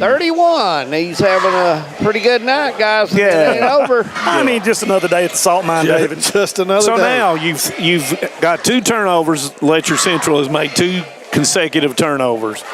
Coach Noble, everybody knows where the basketball is going. What do you do differently to keep Seth Cottle from putting in another basket? Well, I want to tell you, I don't know what Brian Johnson or Jim McCauley do, but I'd put 2 on him right now and just take my chance with somebody else shooting a 15 or 16-footer. It wouldn't be him. And I'm going to tell you something. We've said that Trace Kincaid has not had a good second half as far as scoring. But you can't leave him open. I'm not saying leave him open, but I'm not saying Seth Cottle's going to get the basketball. I may have to put 2 on him. So does Coach Huff come up with a decoy play here. We're going box set, 18.9. Here we go. Tie score. Possession arrow will go toward Letcher Central. Ball's not in yet. Comes into Kincaid. They've got fouls if they need them. Goes to Johnson, who just came back in for Fullwood. 10 seconds, and there's the foul by Delaney to keep that from occurring. 14, Delaney, his second. Yeah, good defense out of the inbounds by the Cougars right there. Almost forced a 5-second call. And now you still have more fouls to give. Yes. They must make them throw it in the backcourt. As soon as they throw it in the backcourt, let's see if they're going to foul. Caudle's with the basketball. He's doubled.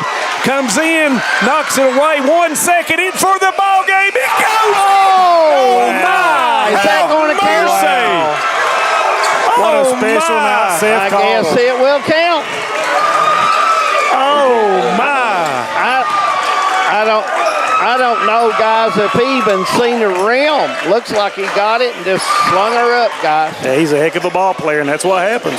Oh, my. Have mercy. You got a feel for the Letcher County Central Cougars, but it was a great basketball Put it right game. there. Who's their player of the game? I don't think we have to even say it. No need to even ask there, David Adams. I know what you mean. Let's get him. Let's get Mr. Caudle 2,000 points. And he had 34, David. 34 for Seth. Wow. So we'll wait on Seth. Come on out. Seth, come on. Let's do it quick. He's here, guys. I'll go ahead and go with him. Now, if you tell me you planned that, I'm going to leave the gym right now. No, sir, I did not.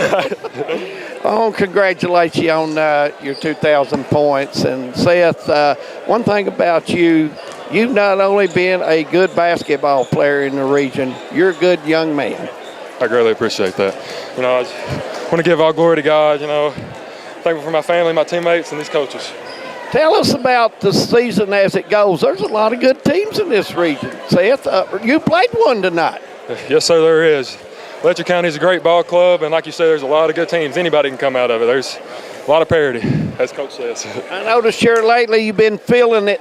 You've been really putting it up and showing what, Seth Caudle's all about. Yes, sir, I appreciate it. That's thanks to these guys. They're getting me to my spots and hitting me when I'm open. Seth, want to congratulate you, buddy. Go enjoy the victory with your teammates. And guess what? District tournament 2 weeks from tonight. Sure is. I cannot wait. I guarantee you can't. Good seeing you, big guy. Seth Caudle, player of the game. Alice Lloyd College player of the game. Back to you, Manus. Thank you, Seth. Good to see you, And kind of speechless. Yeah. I mean, we just saw an outstanding performance. I mean, it was that close. Letcher Central got their hand on the ball. I don't know how many times. 2 or 3 at least. And, Caudle understood how much time, and he threw up, and the prayer was answered. And Letcher Central will drop to 12-10, and an outstanding job by Coach Noble and the Cougars. Hazard will improve to 15-8 on the season, and I'll go quickly through the scoring before we go to break. Osborne had 7. Kincaid with 14. Napier did not score. Combs with 2. Seth Caudle with 34. And he was named our Alice Lloyd College player of the game. Tucker Johnson with 10. Fullwood with 1. By quarters, 18, 16, 14, and 20 for a total of 68. For Letcher County Central, Hayes with 5, Addington with 4, Ambergy with 17, Kahn with 8, Wright with 2, Gillum with 3, Delaney 6 of 6 in that big fourth quarter with 18, Boggs with 8 by quarter, 19, 10, 17, and 19 for a total of 65. Final thoughts, guys, before we take a break. Well, I mean, we, I don't know. I'm speechless like you guys, but, we said all year long Seth Caudle's going to get his 20. Well, he kind of he almost doubled that. Yes. I mean, just an incredible individual effort for him. And Letcher Central, even though they didn't get the win tonight, they've got to understand now they know what they have to do to be able to compete with the other upper echelon teams in the region. Absolutely. And you think about that right there should show Letcher Central that they can compete with the Hazards, the Perrys, the Powells, the Knott Counties. And what Seth Caudle said, parity. Yeah. Parity. Right. So we're going to have a heck of a district and a heck of a I can't wait. regional tournament because it may be one of the best we've had in quite some What's what time. I told Jim the other night coming home from wherever we was at, usually during regional tournament time, I never get to see our teams in this region play because I've been out officiating somewhere else. Yeah. I'm excited about this. Well, it's such a difference. Like last year, we knew from the get-go it was going to be Breathitt and Hazard down all the way through with those two teams. And this year, pretty much the head of the and this year it's just draw a name out of a hat. Who wants it the most? So many competitive teams out there. It's just going to be a real fun late February. And Hazard's next basketball game will be Wednesday at Harlan. Letcher Central's next game will be tomorrow night, and it may be right here again against Leslie County, or it will be at Letcher Central. So stick with us on that, and we'll let you know early on our Facebook page. It was a good ball game tonight. Either team could have won that game. Very much so. It just come to a flip of a coin. So we'll take a break. When we come back, the guys will get you ready for Betsy Lane and the Lady Cougars. That will be coming up about 16, 17 minutes away. Stay with us on Hometown 24. Since 1962, Citizens Bank and Trust of Jackson has been proud to serve the community. They care about the people of Breathitt County and are the only locally owned bank in the community. With 2 branches in Jackson and 1 in Beattyville, they're never too far away when you need them. And with the latest innovations in banking, keeping track of your finances has never been easier. Helping to grow Breathitt County as leaders for over 60 years. That's Citizens Bank and Trust, member FDIC, equal housing lender. Brought to you by Double Quick, Keisha Caldwell Bankruptcy Express, Hometown Pharmacy in Hazard, Mountain Health Alliance, TPBT Bancorp, Primary Care Centers, Kentucky Farm Bureau Whitesburg, and Heidi Hoffensberger Law. Hi, my name is Heidi Hoffensberger from Hoffensberger Law Office. Debt can feel overwhelming. The calls, the letters, the constant pressure, it's hard to see a way forward. You're not alone. The law office of Heidi Hoffensberger has helped countless people through their bankruptcy, giving them a fresh start and a chance to rebuild. Bankruptcy isn't the end. The legal world can be a very, very difficult and complicated world, and I don't want that for my clients. Call today and let Heidi help you with this new beginning. Hometown Pharmacy of Hazard is here to meet all your prescription and healthcare needs. Pharmacist Darren Smith and the experienced staff provide fast, reliable service with the professionalism you expect. With friendly service and a commitment to quality care, Hometown Pharmacy is proud to serve the Hazard community every day. Ask about their new app. Hometown Pharmacy of Hazard, quality care, professional service right here in your community. Great communities attract talented people to live, work, and raise their families. We're committed to delivering future-proof broadband so our friends, families, and neighbors can live rich lives in smart rural communities across America. Your community is our community. We're your rural broadband partners. You do great things. We make great things possible. Home sweet home. At First Federal Savings and Loan of Hazard, we've been providing our friends and neighbors the sweet dream of homeownership since 1960. We're proud to support the community we work and live in. That's why we take so much pride in providing competitive rates, low closing costs, and quick turnaround by local decision makers. Investing and growing our community is what we do. At First Federal Savings and Loan of Hazard, we believe that there's no place like our home. Member FDIC, equal housing lender. Kentucky Mountain Health Alliance Incorporated, Little Flower Clinic, Quantum Healthcare, and East Kentucky Chiropractic, offering medical, dental, pediatrics, chiropractic, behavioral health, women's health, rheumatology, mat program, x-ray, and transportation. Little Flower Clinic Rheumatology, Dr. Travis Sizemore and Brianna Cornitz, treating autoimmune disorders such as lupus and rheumatoid arthritis, and more. 487-9505. Kentucky Mountain Health Alliance Incorporated, your medical home in the mountains. When financial challenges threaten your future, you need clear guidance and proven solutions. Call Keisha Caldwell Feltner, Bankruptcy Express. Trusted legal experience to help you take control. From stopping creditor actions to protecting your assets. Keisha and her staff deliver efficient, reliable representation focused on results. With flexible payment options, getting the help you need is more accessible than ever. Keisha Caldwell Feltner, Bankruptcy Express. Professional service, practical solutions. The fresh start you deserve. For more than a century, we have stood by the people of Hazard and Eastern Kentucky. Now we begin a new chapter with a new name. People's Bank and Trust Company is now PBT Bancorp. Our look may be new, but what matters stays the same. The same local faces, the same personal service, the same commitment to your goals. PBT Bancorp is here to help you grow, plan, and build for the future. PBT Bancorp, preparing for a better tomorrow.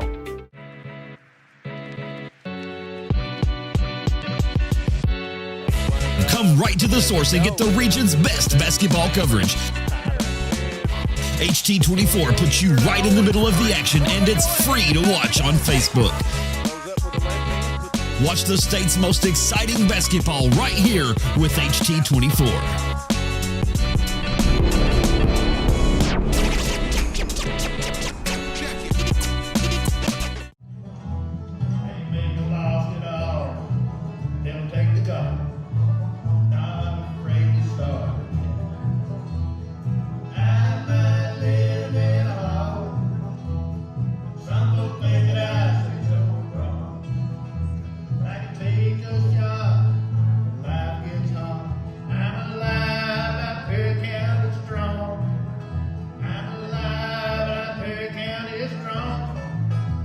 If you're looking for a convenient pharmacy location with a friendly, caring staff, look no further than Heinemann Pharmacy, located inside the new Heinemann Primary Care Center. Our pharmacy is open Monday through Friday from 8:30 to 6:30, but always stays open until the last patient is seen. Whether you need to pick up your refills in our drive-thru, need a flavored medicine for your little ones, or something to feel better after a visit to the clinic, the Heinemann Pharmacy inside Primary Care has got you covered. Located at 425 Heinemann Bypass. Call the Heinemann Pharmacy at 785-0513. Hey Appalachia, we should probably admit this. We're kinda obsessed with you. The mountains, the back roads, the small towns, and the people. We've been everywhere together. At Appalachian Wireless, we built a network just for you, with local people who actually answered the phone. Can you imagine that? So this February, why settle for temporary with a big carrier who doesn't really know you?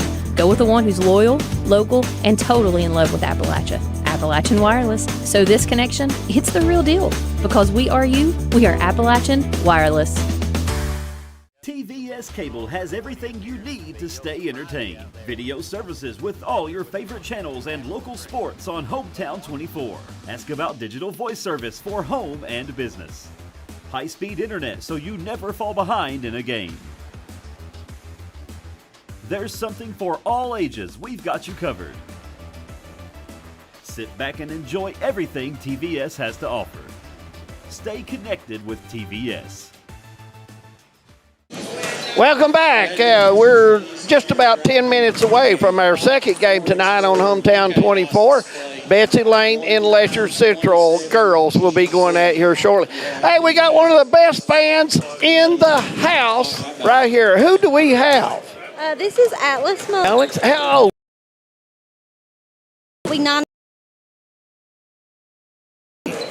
I can tell that's a basketball fan right now. He loves basketball and dance. He's been listening to the radio on his, listening to the radio and watch the ball game out here. Hey guys, you see this? This guy is prepared. He's listening to the ball game and he's ready. Well, I'm glad you stopped by. He is a great fan. And his name again? Atlas Mullins. Atlas Mullins. All right. I'm going to have to remember Atlas. We're going to have to holler at him some ball games. It's good seeing you, Atlas. All right, there you go. Dexter has set us up with Atlas. And we're going to talk to a former Alice Lloyd College ball player, Haley Cornett. You about said home.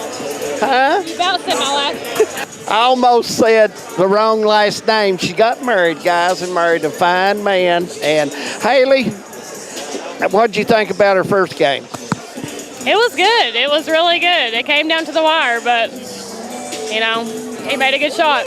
I want to ask you something. Do you miss shooting the ball at the Prairie Center? I do sometimes. I do. I'm not going to lie. I do miss it sometimes. I tell you what, you was a fine ball player over there, and you did a great job for that school. You was a player that made things happen when you got the ball. Well, thank you. I appreciate that.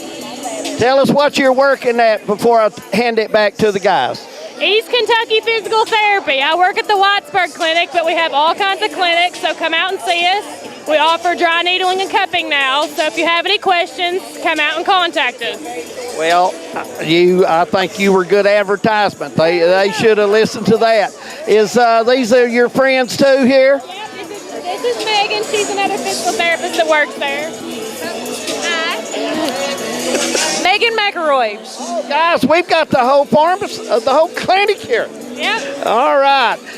Guys, I'll send it back to you. Haley, in case you don't know her, she could play. I just want you to know. She was tough. Thank you, David. And as we go back, and we're going to talk a little bit about this next game, of course, Betsy Lane Lady Cats come in at 9 and 11.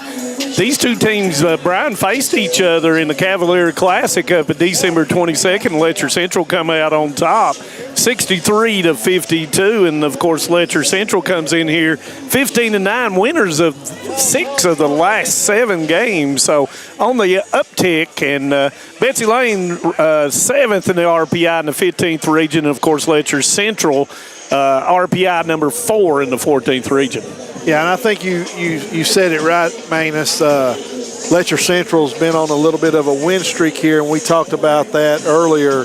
You want to be on that upswing as you're getting ready for 2 weeks away from district tournament.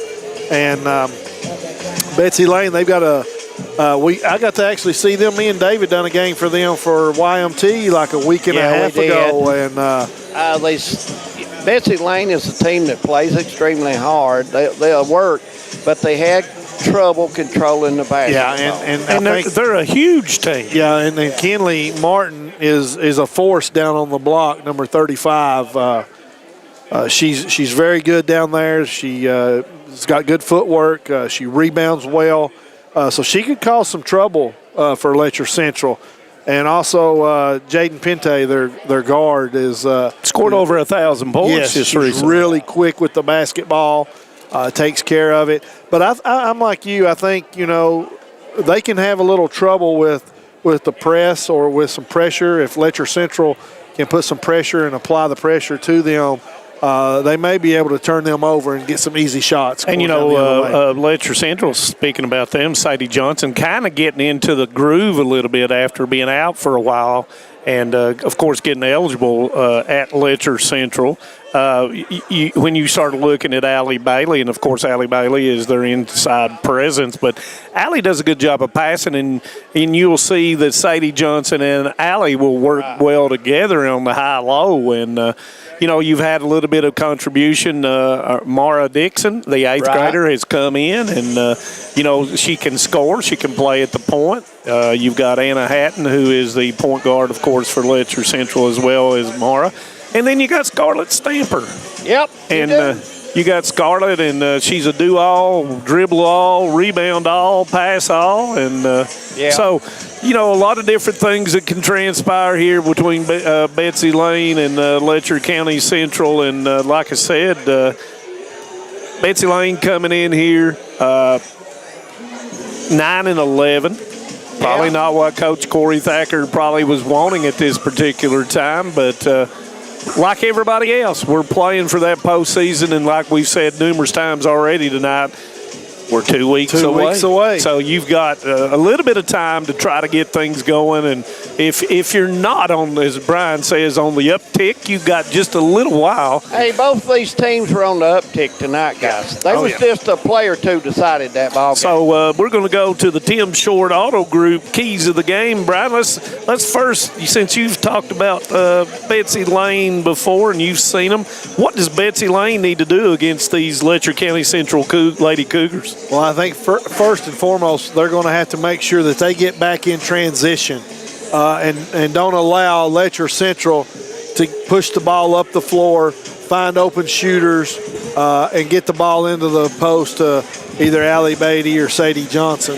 And they have to take care of the basketball. And, in looking at film for them, Pente is one that primarily, and Allen are the two people, not Allen. Pente dribbles a lot. Gerald helps a lot in getting the ball across against a press. Let's go to Letcher Central. What does Letcher Central need to do, Jim and Brian, in order to come out on top against the Lady Cats of Betsy Lane? Well, Betsy Lane is a team that is trending upwards. They've got the kid, young lady back that is a really good ball player. It was injured most of the season. Yes, Kid, yes. And but I think with Letcher Central. Hey, guys, there's something that Hometown 24, we don't get an opportunity to do this very much because we're always up top or, we're where the scorekeeper is not around. But I'm going over and let the cheerleaders say their name and class year on. They get out and they work hard. That's a key to the game. That's a key to the game. Yeah, let's get the camera down here and let's get started here. How about it, girls? What's your name? Chastity Mason. What year are you in? Ninth grade. Let's see, who are we talking to here? Macy Sexton. Rayleigh Franks. I'm a sophomore. Arabella Fields. And I'm a sophomore. Amelia Back, and I'm a sophomore. All right. Camera's still going.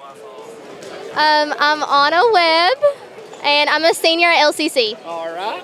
I'm Hottie Cook, and I'm a junior. All right. I'm Zoe Adams, and I'm a freshman. I'm a Sorry Adams, too. Two of us, right? I'm Macy Young, and I'm a junior. All right. I'm Jada Banks, and I'm a sophomore. I'm Chloe Sloan, and I'm a sophomore. By the way, I taught your coach at Al Sloan, by the way. And you? Sierra Miller, and I'm a sophomore. Addison Eldridge, and I'm a sophomore. Bristol Nairmore, and I'm a sophomore. My name is Macy Wharf, and I'm a senior. My name is Aubrey Patterson, and I am a senior at LCC. All right, there you go, guys. The Danks team and cheerleaders. And ask them who's going to win the ball game, David. Hey, who's going to win the ball game? We are, obviously. She told you.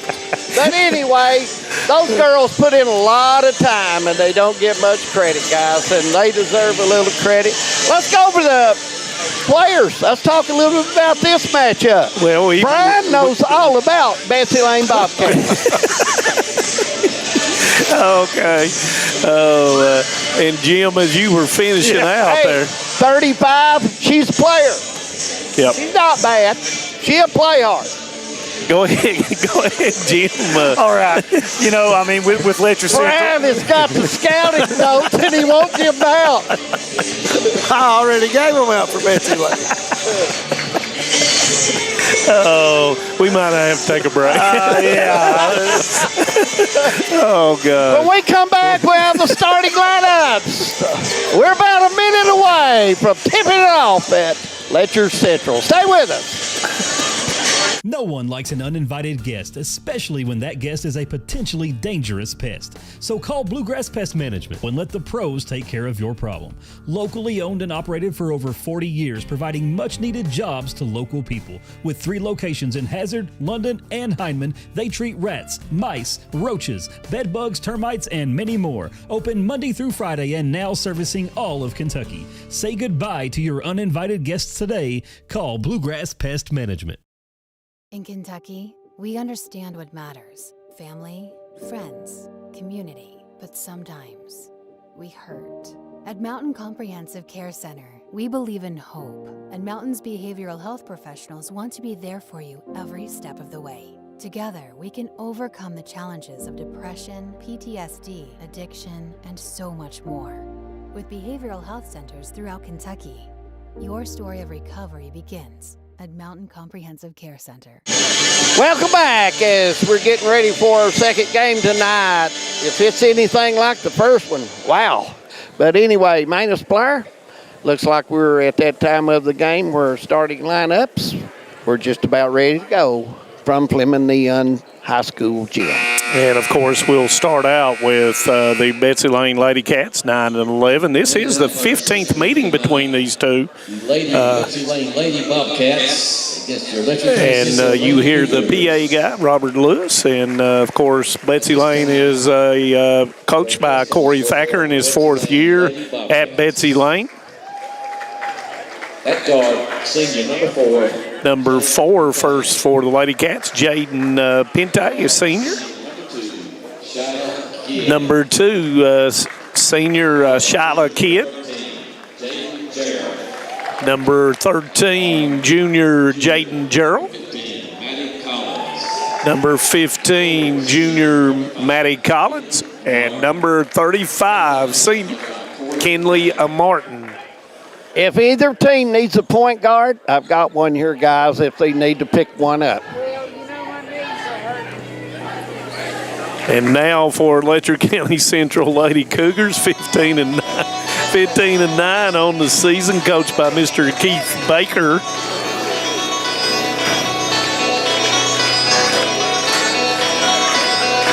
And I think the Chicago Bulls is getting ready to come out. Sounds like it. It could be. What a great basketball night. A Monday night, 2 weeks away from the show starting, guys. The district tournament.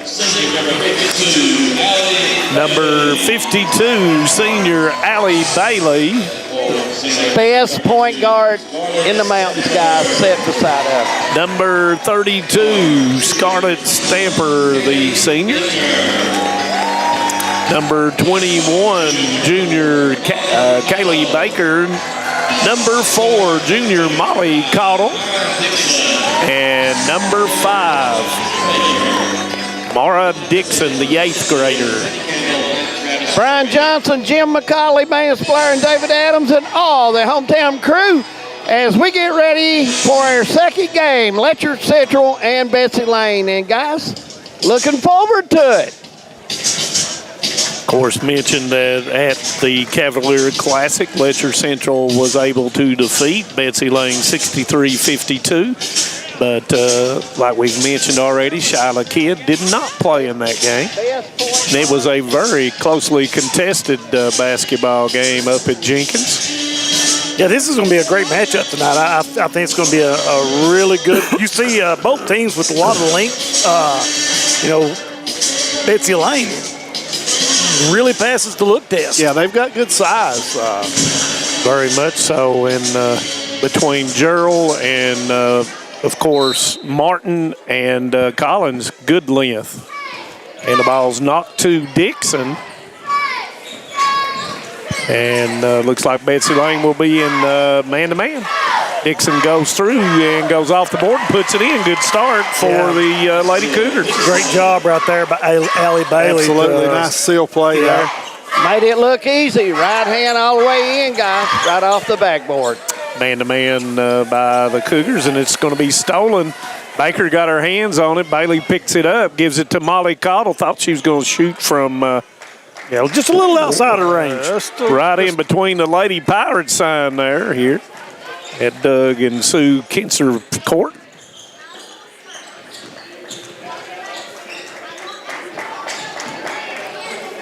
Baker, and it's blocked that time, and that was blocked by Kidd on the three-point. And you got to get out on Kaylee Baker. She is a shooter from the three-point line. Pinte with the ball, being guarded by Dixon. Goes into the lane, turns, spins, gives it up to Collins for the three. Good. And she can make that shot, guys. Got her feet set, good follow through, and made it ring up. That's her 40th three on the season. That's getting it done. That goes without saying, though, after Brian talked about it. Stamper gives it to Cottle. Long three. Doesn't go. Rebound's going to come down to Jerk. I believe Betsy Lane has the size on every single position. I believe you're right, Manus. Kick goes to Collins. Looking inside to Martin. Bailey pushing her off the block. Gerald with a three. Doesn't go. Rebound comes down to Stamper. Dixon gets it up to Cottle. About throws it away. Miscommunication on it as Coach Baker will make a call to Dixon, and she'll set the offense. Goes to Stamper, step through off the board and misses it. Yeah, nice design play right there. Stamper just couldn't seal the deal. Absolutely, a very nice play. Had a good look, guys. Kicker to Gerald. All the way across to Martin, and it's going to be knocked away and out of bounds, and it will stay with Betsy Lane. You know, there's been a Gerald at Betsy Lane for as long as I can remember. You're right. Yep. And I assume I went to Pente school was- some. Yeah. And their left hand, nice called play as Kidd puts it in. Nice curl there to get the open look. And we watched Pente's brother play. Cameron. Very good outside shooter. Very much so. Down at the DJ Begley Classic last year. Long three by Baker doesn't go. Rebound's going to come to Cottle. Cottle into the lane up, and it's blocked by Nowhere to go there. As once again, you go through a forest, you're bound to hit a tree limb, and she hit one. Sounds like my golf game. Stamper trying to get it into Bailey. Turns, pivots up off the board, and it didn't go, but that foul I think is going to be on Martin. You know, you made a good point there. The height advantage on Betsy Lane. And they're using that right now because they're really filling the lane up, guys. Stamper 56% on the season.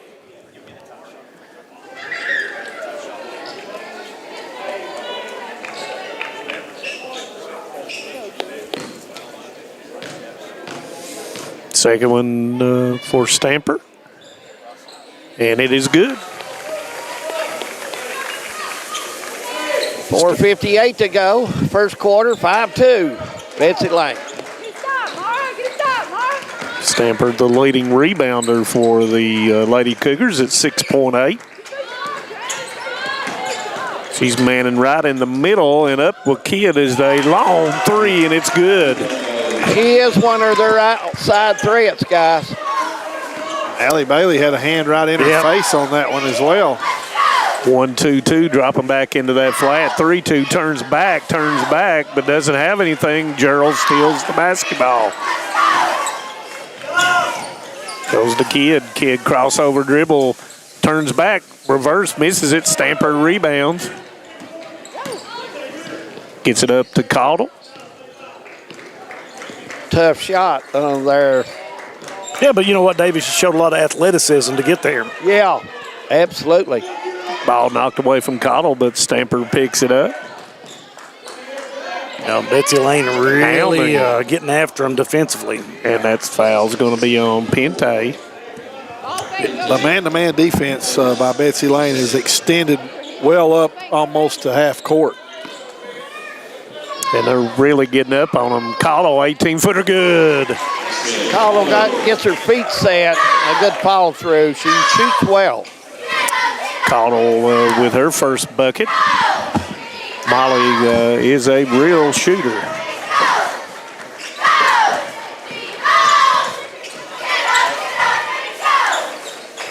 Goes to Martin, backside.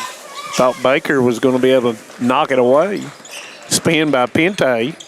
Step through off the board and doesn't go. Rebound comes down to Stamper. Stamper looking up the floor.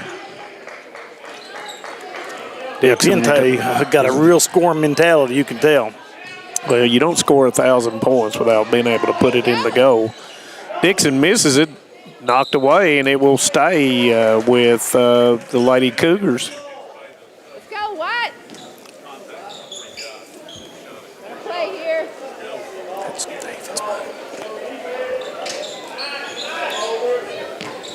Ball's kicked out to Cottle.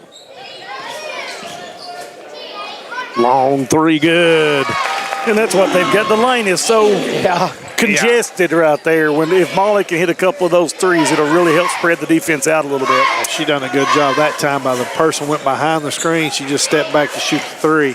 She's got 5 running the weave, and there goes Kidd with a kick out. That's going to be a wide open 3. Misses it. Rebound comes down to Caudill. Caudill pushes it up the middle. Comes to Baker, and they'll set the offense as Dixon up. Coach Baker did the two-step to get the ball out there to Dixon. Go get it, he said. Gives it up to Bailey. She fakes, goes around Martin out the board, puts it in. Nice fake, guys. Give her a lane. That puts the Lady Cougars up 10-8. 2 minutes basically left here in the first quarter. Thank you for joining us here on Hometown 24. Weak side help by Stamper, and that's going to be a walk. Yeah, nice job with that weak side help, like you said, Manus. Once she caught the ball, there was nowhere to go, caused her to shuffle her feet. Stamper will come out. Sadie Johnson, first time for the Lady Cougars. Allen comes in, the 8th grader, Kennedy Allen. You wouldn't know by looking at her. No. She's on the front of the 1-2-2 and got great length. Yeah, looks like a volleyball player. Knocked away from Johnson. I'm sure she's familiar with Betsy Lane. 3-pointer by Caudill. It's off. She will go get a rebound, gives it back into Bailey. Caudill goes to the floor. Bailey goes to the floor. Got bodies everywhere. Spin by Johnson, and she is fouled. And that foul is going to be on number 11, Allen. Yeah, she's a real athletic-looking young lady. Yeah, she the game we had her a couple weeks ago, she played really well. As an 8th grader. As an 8th grader. Johnson knocks down the first, 59% on the on what few sample size she has so far.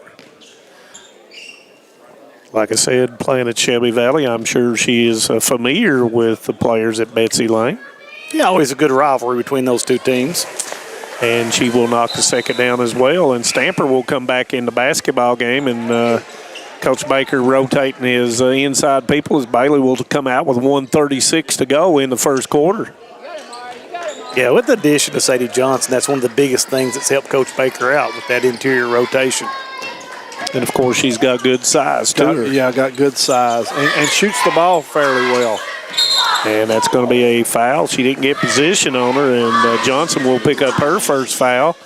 Ball will be inbounded underneath. Johnson was using the correct hand to knock the ball away, guys. Just maybe had too much body on the back. She's got to get on around one more step. Comes in, and Martin has it, gets her own rebound, turns back, misses it, and Johnson will come down with it.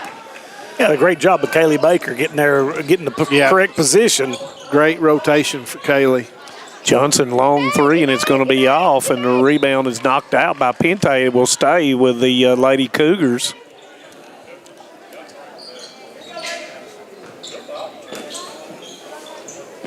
Comes into Dixon, looking inside, goes into Johnson, turns, pivots, and it's blocked by Martin, and Allen will come out there with it. We're under 1 minute. And she's going to lose the basketball. Nice job. And we're all going to lose the basketball.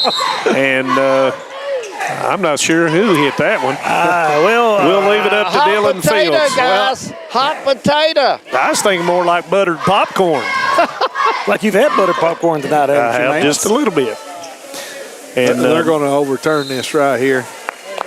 The other official came in and told Dylan that it was hit by the other one. Oh, we were acting a fool and didn't get that. Into the basketball game for the first time was Amari Anderson, and she took out Collins. Yeah, both teams going to the bench early. Johnson, 2, misses it. Rebound's going to come down to Allen. Into the lane goes Kidd, backs it out, and she'll set. Got a good handle on it, gives it back, and that's going to be a illegal screen. Illegal screen on Anderson. That's going to be her first, team's 4th. You know, we started out with the real flurry of scoring, and it's really slowed down to a screeching halt the last 3 minutes. 19 on the clock, guys. One shot. 14 seconds going in. Dixon gives it back to Johnson. Johnson steps through, and it's blocked by Martin, and she will get the rebound. 5 seconds. Does Kidd realize it? She does. Pull up three. Good. Kidd hits the 20-footer, and guys, 12-11. We played one. We'll be back right after this on Hometown 24. Stay with us. Big basketball night.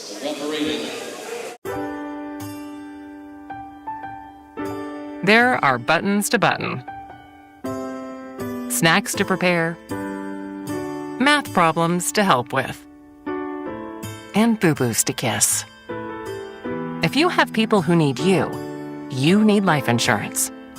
Talk to a Kentucky Farm Bureau agent about a policy that protects the ones you love. Kentucky Farm Bureau Insurance. Big on commitment.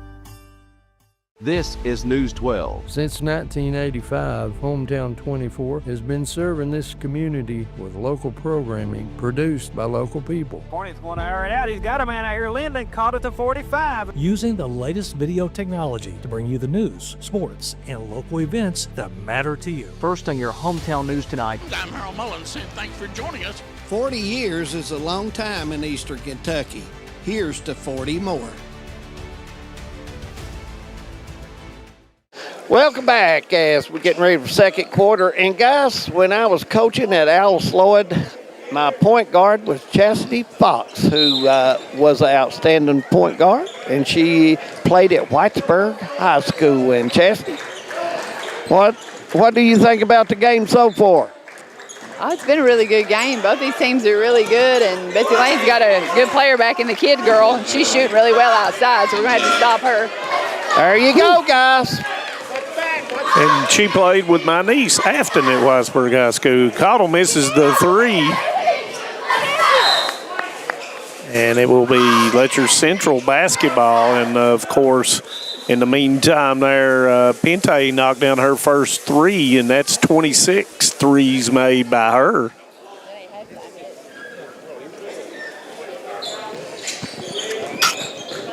Bailey, good defense by Anderson. Stamper back to Kaylee. The height, Betsy Lane. Looks like Baker has a couple of shots there, and she needs to take those. She can hit that shot there. But that length, David Adams, is giving them a little bit of trouble, like you said. Yeah, they're blocking the lane now. They're going to have to go off this screen, feed the ball, and hit a couple of these to make them, you know. Bailey puts it up, and Anderson will come down after Cottle's miss. You know, you look at Betsy Lane, they've subbed twice in the post, and I think each time they've gotten bigger. Yeah, they have, and they're really physical. Good pass, but Martin unable to make it. Dixon flying down the right side. Nobody stops her. She goes in, and it's taken away by Kidd. And it's going to be a timeout by Betsy Lane, a 30-second timeout. Be a 30, guys, so we'll just keep it here. You know, I like the Dixon being aggressive going to the basket like that. She's got such quickness with the basketball. She needs to put the pressure on that defense to make them make a call. And, you know, as an eighth grader, she'll learn to keep that ball tucked on her pocket until she's ready to get it, and then she'll get the foul call as she goes up.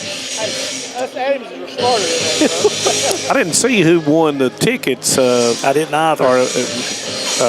They're giving tickets away tonight at I think the Georgia ball game. Yep, it was the Georgia game. Yep.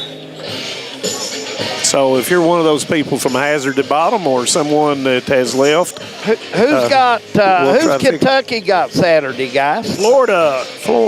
Is it at Florida? At Florida. Oh my! At the Gator Bend. Well, it was going to be a hard game either way. I think Florida may be the top team right now in the SEC.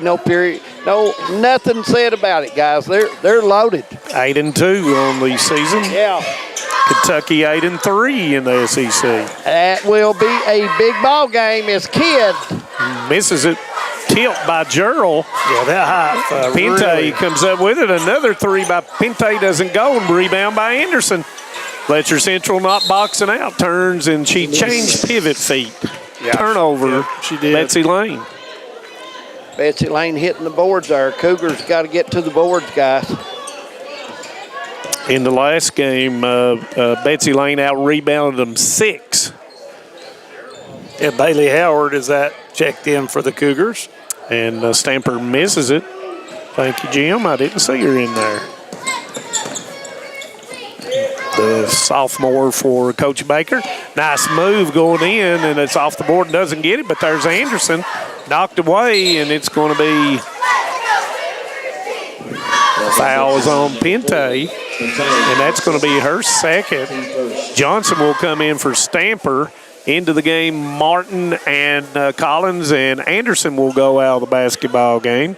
And there's 6, and Allen will go out of the basketball game. It improves your odds, 6 against 5. You're right. I'll give a shout out to Ronnie Goins. One time he tried to put in an extra defender. He's like, refs will never notice it. Oh, if Ronnie, if you're tuning in, he's telling stories on you, brother. 14-12, backside pass to Bailey, put it in. Nice pass by Johnson. Yep, and when they run that high-low, they can be very efficient. They're very good with Johnson and Bailey both in there at the same time. Collins misses. Johnson will come down with it. Kick out to Caudle. Caudle will advance it up. Looks for Bailey, gives it to Bailey. She had it for a minute, didn't realize how open she was. I don't think Caudle with a floater. It goes in. Nice take by Caudle right there. Caudle was 7 points. Caudle, a nice shooter, guys. She gets spot, too. She's got a real nice touch. Heard she likes Dairy Queen. 16-14, and there's a steal by Bailey. You know, Allie has done an outstanding job by getting around inside fronting. Howard puts it in. Yeah, and Bailey Howard starting to become a much more efficient offensive weapon for the Cougars in the last 5 games. She's raised her average up to 5 points a game, and that just comes with time and seasoning. Pinte misses it. Bailey with the rebound. Dixon will advance it back up through. Nobody stops her, but she gives it back to Howard. Johnson gives it up. Nope, it's out of bounds, and it will be turnover in Betsy Lane basketball. Allen will come in, and Kidd will get her first break. A big team now. Yeah, that's for Betsy Lane. Yeah, because Allen is at the 2 spot. Well, you look at Dixon guarding down here, the 6-footer. And that right in, nice call by Coach Thacker as Martin puts it in. That's good, Martin. Her first 2 on the evening. Halfway through the second quarter, 18-16. Knocked away. Didn't have Betsy Lane in volleyball, but I would imagine that Allen probably plays it. Yeah, he looks like a volleyball player. She's got the volleyball body. Yeah, nice attempt right there with the bounce pass. Just a little. Well, and that's recognition by Howard that her person had turned and saw the back of her head, so you go backdoor. Knocked away and stolen. Gerald will come up with it. Bounce pass may have been better there, guys. Like that one? Yeah. Going straight up, and Martin is blocked by Bailey. Woo, it's very physical in the paint. Goes to Caudle. Caudle goes straight through, left hand, misses it. Rebound's going to come down to Martin. Coach Thacker wanting them to push the basketball up. Pinte going against Caudle and puts it off the board and puts it in. That's good, Pinte. Give her 5, and we've got a tie score with 2:52. You know, it's been played at a very good tempo. I mean, up and down. Betsy Lane. Not a lot of jump balls, movement. Caudle, can she knock it down? Nope, a little bit long, but there's Howard. Goes all the way across to Dixon. Being guarded by Allen, and she'll back it up. Setting the offense, trying to get the high-low going here. Johnson, left-hand dribble, knocked away and out of bounds. Hit a stay with the Lady Cougars. Stamper and Baker back in for the, Coach Baker, and out will go Gerald, and back in for, that was Kidd, yes, for Betsy Lane. Kick out goes to Stamper, and we've got a foul call. I think it was a hold in there. If that's on Martin, that may be. I think it was on Martin. That's her second.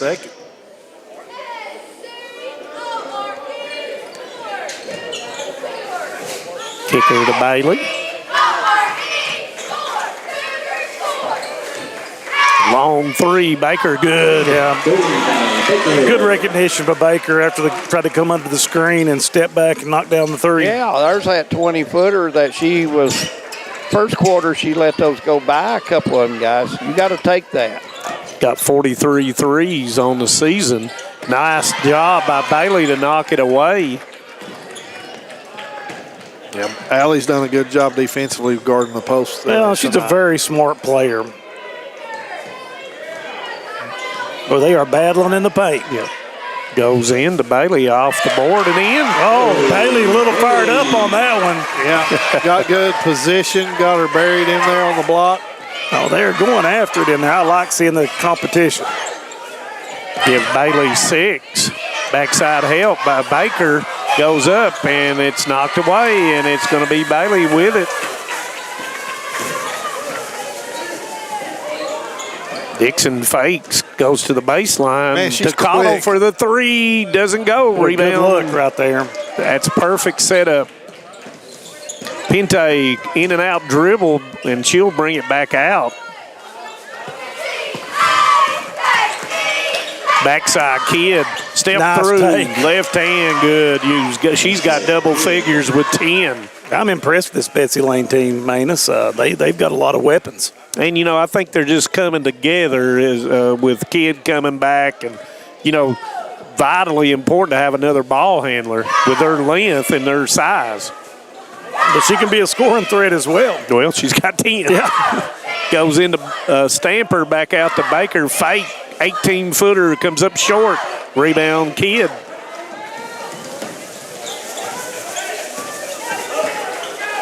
Of course, having that senior leadership, and that's stolen by Baker.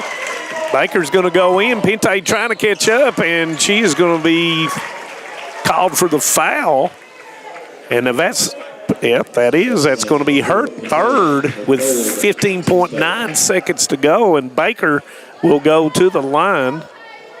Yeah, that's a big foul for Betsy Lane. They can ill afford to lose Pinte. Yeah, because they've got depth at the post position, but up in the back court, they've not got quite the depth.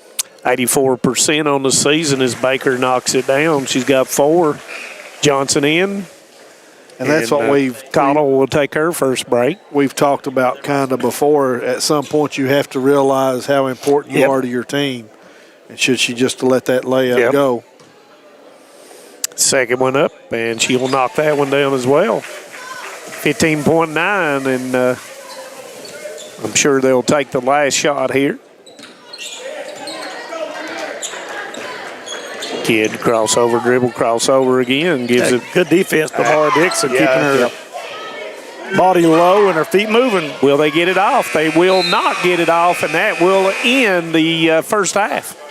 25-20 your score. We'll take a break, come back, go over the scoring, talk a little strategy. Stay with us right here on Hometown 24. For over a century, Bank of Hindman has proudly served Knott County and the surrounding communities.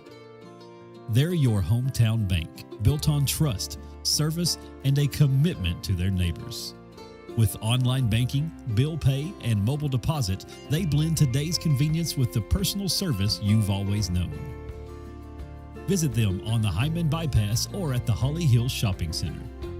Bank of Hyman, where tradition and trust still matter. What keeps you going? Your love for the game? Your teammates? A victory? At ARH Orthopedics, our goal is to keep you pain-free so your body can keep going.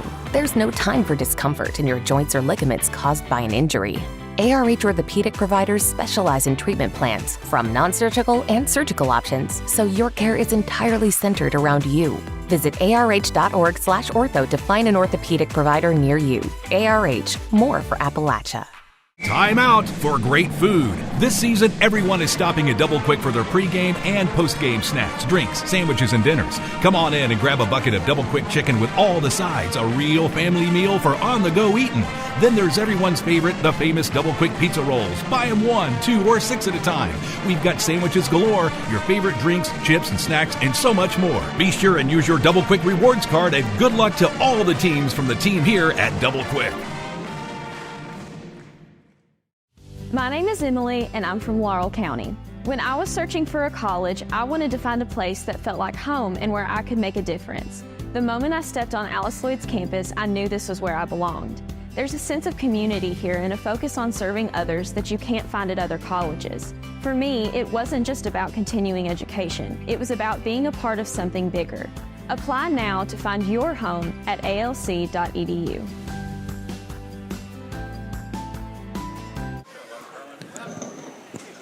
Welcome back to Letcher County Central High School, but we're not at Letcher County Central tonight. We're at Fleming Neon High School, but it's been a nice atmosphere here, no question about it. 25-20 your score, and a ball game it is.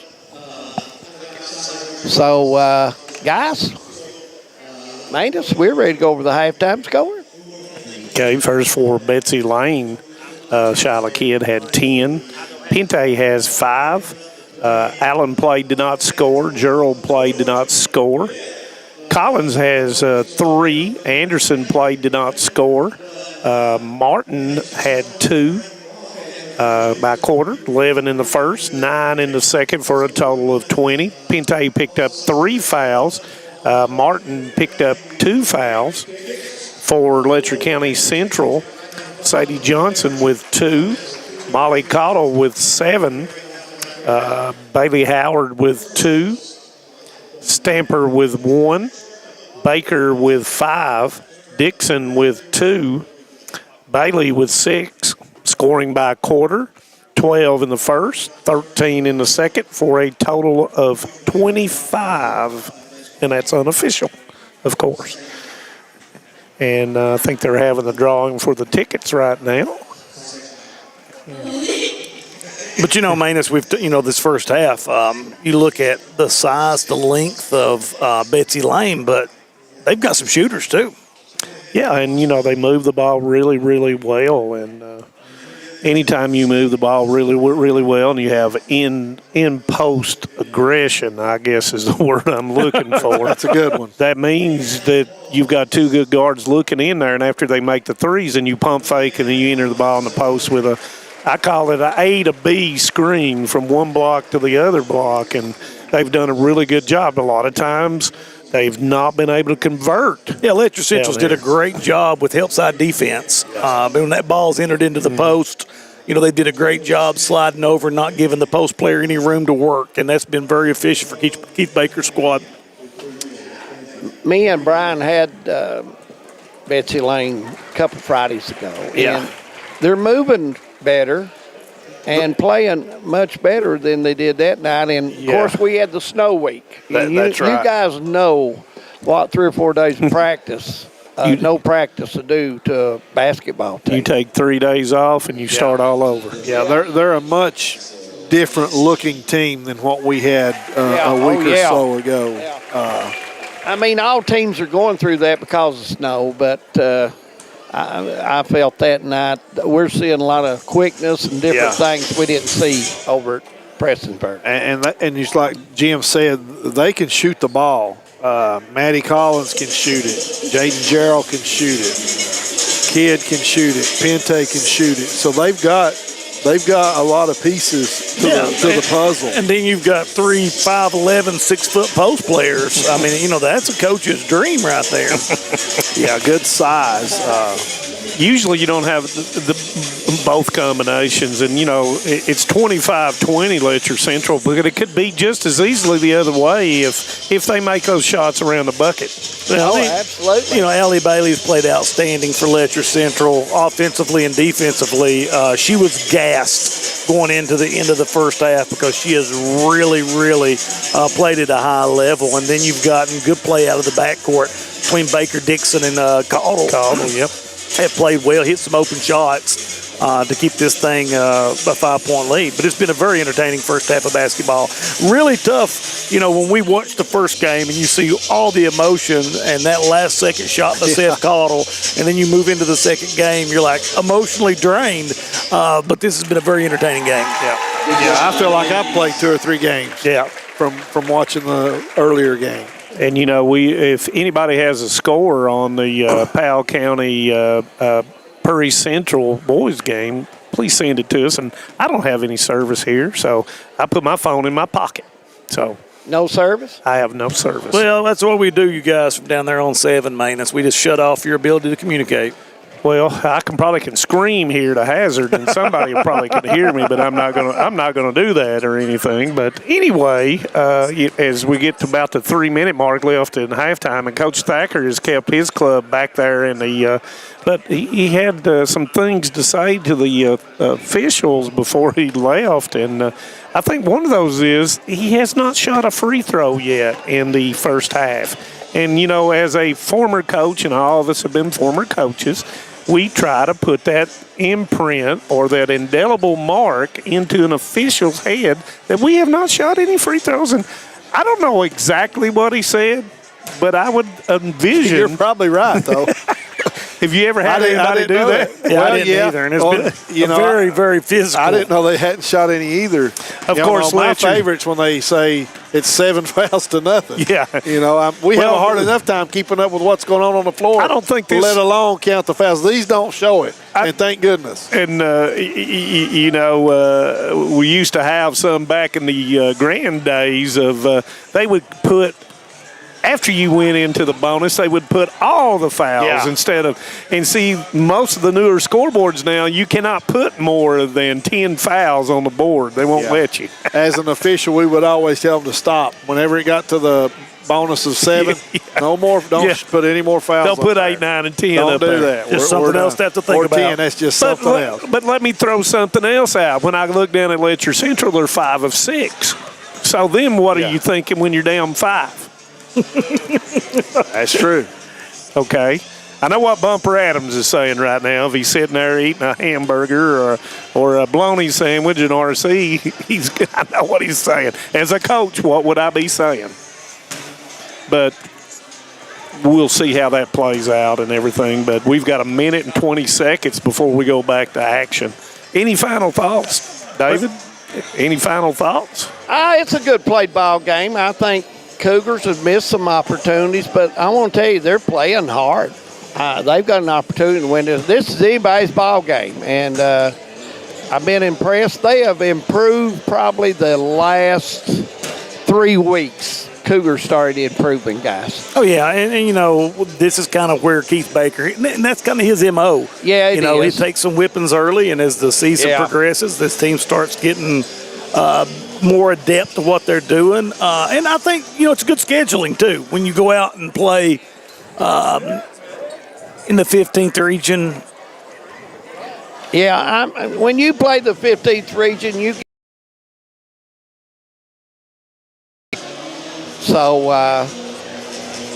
get some good ball teams. And it's what you're saying. It's Keith Baker's team. He's always trying to get into getting ready for postseason. You know what it reminds me of, and we will talk a little bit about the old football. Philip Haywood at Belfry. Yeah. And it didn't matter the first 2 or 3 weeks. He would go out because and play. He's playing in December. Yeah, he'd go out and he would play really, really tough teams early. He would always scrimmage somebody really good. And that just the other day, the number 1 RPI team needed a game, Floyd Central, and he went to Floyd Central. So that's how you get your team to get better. You're right, Matus Blair. We're ready to go. It'll be Cougars with the basketball. Betsy Lane on defense. Second half getting underway. And Pinte cannot pick up a quick 4th foul. No, but if I'm Letcher Central, I'm going to try. right at her. Go right at her. Stamper with the basketball, gives it up to Baker to Caudill. Caudill gives it up to Bailey. Backdoor by Dixon. Trying to get something on the backside and unable to get to it. Betsy Lane shut that off. Goes in, knocked away by Kidd, but Baker comes up with it. Nice screen by Bailey. Step through, and that's a block by Martin. Dixon had a teammate, Baker, here in the corner, but she thought she could get it over her, guys. Yeah, just too much size there for Martin, for Dixon. Yeah, and you look and you're not used to playing teams with this much length. Knockdown shot that time by Collins, and she knocked that down in the first 20 seconds of the first quarter, and that's her second 3. Yeah, she can make that shot. She made several of them when we had them against Prestonsburg. Stamper turns back, not enough balance inside the lane. Baker with the basketball. Yeah, pass just a little slow around the horn to get Baker open. Baker, long three, doesn't go. Rebound is knocked away, and Cottle will rescue it. 13-footer doesn't go. Rebound by Stamper. Dixon fake, gives it up to Bailey. Baker takes it in, goes through, loses control of it, regains it. Cottle three, and it's going to be long, and it will be Betsy Lane basketball. Cougars got 4 shots, guys. Eventually, one of those are going to start falling, and Betsy Lane don't rebound better than that. Yeah, that will hurt them down the road. And Betsy Lane has all the size. Yes. I mean, they can't let Letcher Central continue to get offensive rebounds. No, you look at Scarlett Bailey in there, or Scarlett Stamper, excuse me, in there with that height. There's no reason that she should be getting those rebounds, but she seems to find a way. Well, it's called positioning and knowing what the ball's going to do. Kid turns around. I didn't even know she looked at the goal. I don't even know that she was going to shoot it either. She got 12 now. And we've got a tie ball game, so 5-0 run coming right out of the second half for Coach Thacker and Betsy Lane. Gives open avenue, and Baker takes it. Yeah, they were so worried about Bailey and stepped off of her, and you saw from her vantage point, Kaylee's eyes just lit up. Big as saucers, they just left her. You never leave the ball as a defender. She's got 7.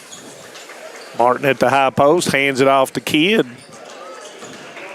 Kidd, long three, doesn't go. Rebound will come down to Stamper.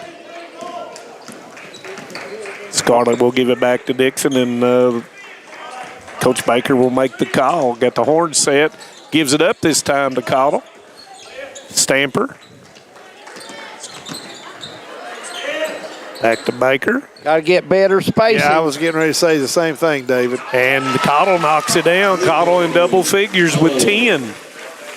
There's not a shot that young lady don't like, guys. She's got a lot of confidence. She plays a whole lot like Kincaid for Hazard. She does. She's not going to shy away from the spotlight. Step through, nice pass that time to Martin, and it doesn't go. Rebound comes down to Baker. Baker down the she's looking up the floor, gives it back to Dixon. I thought she was going to get it into Stamper. Long, it doesn't go, and Gerald comes down with it. Yeah, you better not leave that girl. She's money. Guys, she's got a nice follow through there. And a very quick release. Yeah. Her third 3 on the night. Goes to Stamper. Goes into Bailey. Bailey straight up off the board, misses it. And Kidd's going to come down off the floor and pick it up.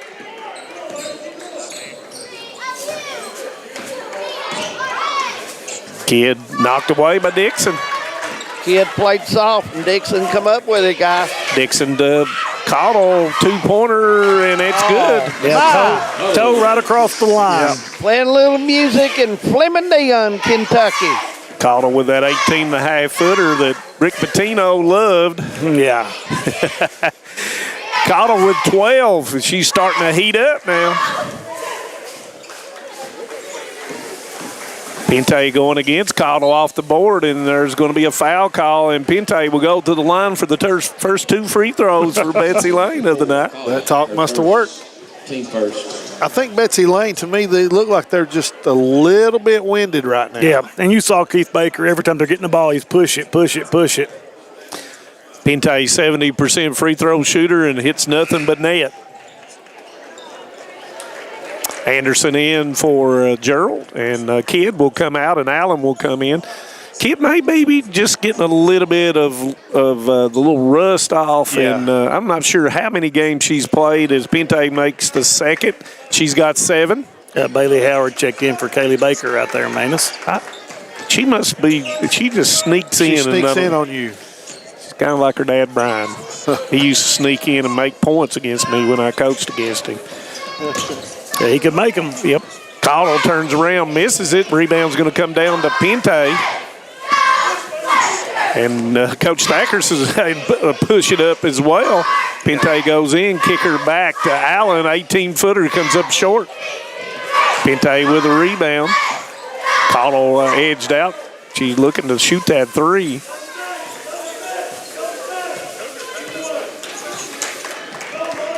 You see that, Betsy Lanes went pretty big again.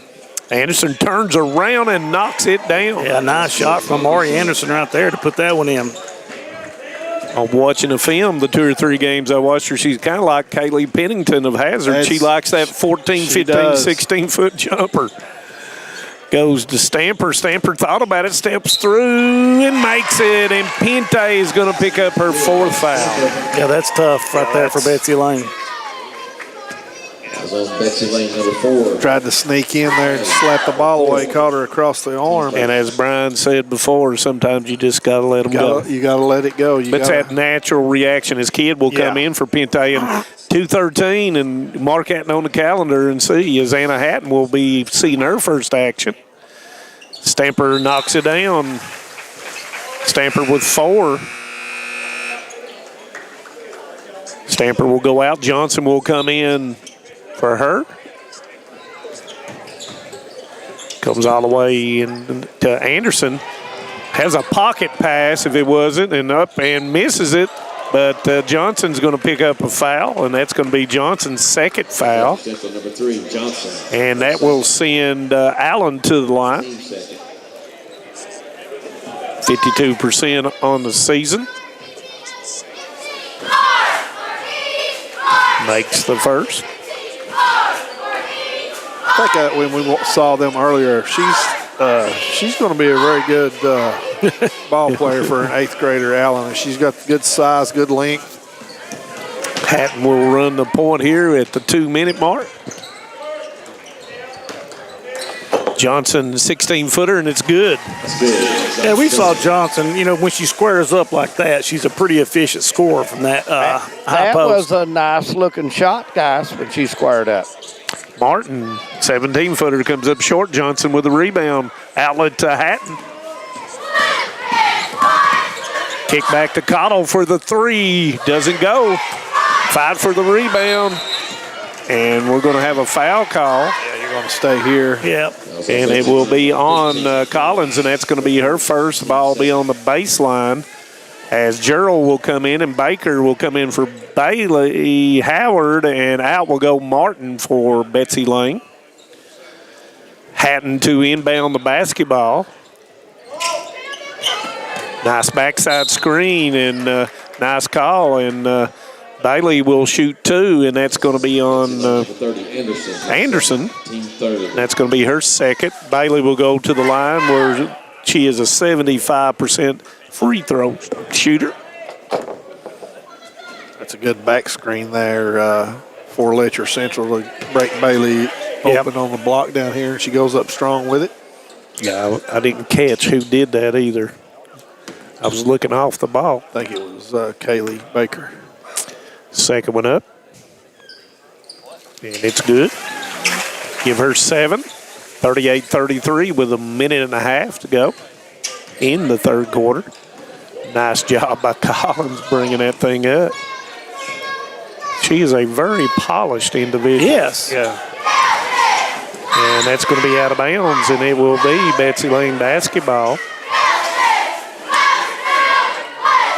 Just couldn't get a hold of that one, guys. That was a good effort. Just couldn't grab the basketball up that time. Goes into Anderson. Nice pass and there's Collins, puts it in. That's good. Yeah, Collins is quite the ball player. Got 8 this quarter, 11 total in the game. We near the 1-minute mark, 38-35. Letcher Central. Ball's kicked by Kidd. I think Collins is a junior, too, if I'm not mistaken. So, yeah, I think you're correct. You are she's absolutely correct. Another year to play for Betsy Lane. They're going to have to find some guards because their 2 guards are seniors. Johnson goes in off the board, misses it. Rebound comes down to Allen. Collins with a basketball.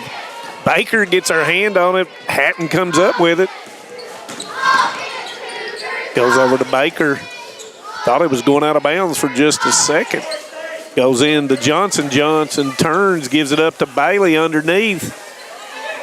Hatton with a shot. Doesn't go. Rebound comes down to Gerald. Backside, Anderson beats him down the floor off the board and puts it in. That's a good run there on the transition for Betsy Lane. Yeah, 1 point game now. Yep, 20 seconds to go.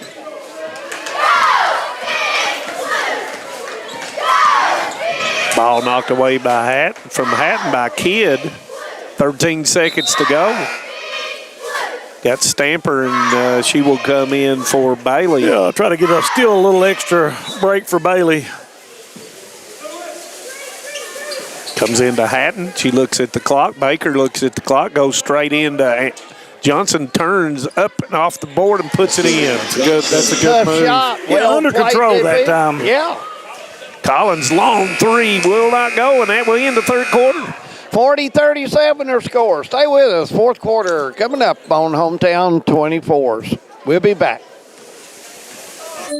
At Appalachian Wireless, we believe the future of our region starts with our students. That's why we're proud to award scholarships to non-deserving high school seniors throughout the Appalachian Wireless coverage area from the class of 2026. It's our way of investing in the hard work and dedication and the next generation of leaders right here at home. So students can learn more at any Appalachian Wireless retail location or at AppalachianWireless.com, or just by asking their guidance counselor on how to apply. Because we are you, we are Appalachian Wireless. TVS Mobile is here. Mobile service from the broadband provider you already know and trust. Powered by the nation's most reliable network. TVS is your #1 choice when you need to stay connected. With mobile plans to suit any budget and any situation, and phones from your most trusted brands. Go to tgtvsmobile.com today and see how TVS can keep you connected. The choice is yours. The time is now. TVS Mobile. Welcome back. Fourth quarter getting ready to start. I want to remind everyone tomorrow night, Hometown 24 will either be here at the Fleming Neon High School Gym, or we may be at Letcher County Central Gym. It's according if the water and so forth is fixed or whatever. So that will be Leslie County coming up to play the Cougars. So we'll have that one for you as well. And fourth quarter getting ready to start as Kidd will put it in play for Betsy Lane. And Allen's going to dribble all her foot, and that's going to be over and back. Over and back. She probably has bigger shoes than I do, so I can. I'm going to make an excuse for her. And I liked how the coach looked at her, type of sense that that's okay. Yeah, it's all right. You know, you got to recognize that the youth you've got, and down the road, that's going to be pretty solid. Johnson misses it, gets her own rebound, fouled, and put it in. Good rebound to get it back, guys. I'm over here with Dexter Campbell, and he's dying to get out there with that whistle. He's telling anybody now that's to give him a whistle. He's ready to go, guys. Pente is going to come in for Allen, and Howard will come in, and out will go. I didn't see who went out. Baker. Baker's in there. Hatton. Hatton. Yeah. Fourth quarter, these free throws are crucial. And that one misses. Anderson with the rebound. Oh, and for Betsy Lane, Pente, she has got 4 fouls, so she has to be careful. She goes right in there and puts it in. Fearless on that drive. Give her 9. That was a good drive, and she used that square, Jim McCauley. Yes, she did. And scoring's in that particular family. Yeah. Yeah, her brother was a bucket. Stamper gives it back, and Howard has it. Goes in to Johnson. Johnson turns, pivots, and in the cookie jar was Gerald. She'll put her hand down. Yeah, you know, see, Coach Baker, when he's moved Johnson down into the low post, it's been a concerted effort every time to feed her the ball down there. Yeah, and he's doing it with Martin on the bench right now. Mm-hmm. And I'm sure that Martin is not going to be. She's not on the bench. No, she's right there in front of us. I was thinking he's got Maddie on the bench, Maddie Collins over there on the bench. Yeah, and he's talking to her right now as Johnson will try to make the second of 2. Got 9 points, trying to get in double figures with the next free throw. And she does. She's been playing tough in that lane tonight, guys. She's played in the lane more tonight than I've seen her in a while, but she's really battling for the boards down there as well. Martin with the basketball gives it off to Gerald. Yeah, off nice the board. seal right there by Anderson to clear that space out. And Gerald, that's her first bucket on the night. So everybody in the scoring column for her goes into Johnson. Johnson wheels through, steps over, and puts it in. Big time move, guys, using that board. Yeah, when she's done in the low block, I mean, she's outstanding at getting the score in the bucket. Bull in a china shop. Yeah, she's a problem when she's down there on the post, when she gets good position. Nice move by Pinte. Gives it up to Anderson off the board. Misses it. Rebound's going to come down to Stamper. Howard takes off running, gives it across to Cottle. Cottle with a bounce pass, and it was not. There you go, David Adams. There's that bounce pass you've been Just a half for. a second slow Yeah. on it. You cannot beat that bounce pass on that break unless you're throwing it to someone 6'4", guys. Johnson goes out. Bailey will come in. Gets her a little bit of a break. Anderson out for the Lady Cats. Bailey goes in, nowhere to go. Kicks it back out to Howard smartly and resets. 46-41 here as the 6-minute mark comes up. Baker comes through. It almost went in. Yeah, great job by Bailey Howard. Howard goes in off the board and puts it in. Yeah. Howard with a nice hustle play. Good fight for the rebound there offensively. And that's one of the biggest leads so far for Letcher Central at 48-41. Had that earlier 7-point lead. Nice move by Martin. Go by Martin. Going to be a full timeout. Let's take one as well, guys. 48-43, 5:39 to go. Stay with us. This is Hometown 24 coming back at you. No matter what town or community you live in, there's a Tim Short dealership nearby. That's because our family of dealerships are dedicated to serving the folks throughout Eastern Kentucky. Our employees are your friends and neighbors, helping to support the local economy and provide safe and affordable transportation to everyone that shops the family of Tim Short dealerships. Our entire inventory can be found with the click of a button at timshortautogroup.com. Visit us online and join the thousands of customers that took the short drive to satisfaction today.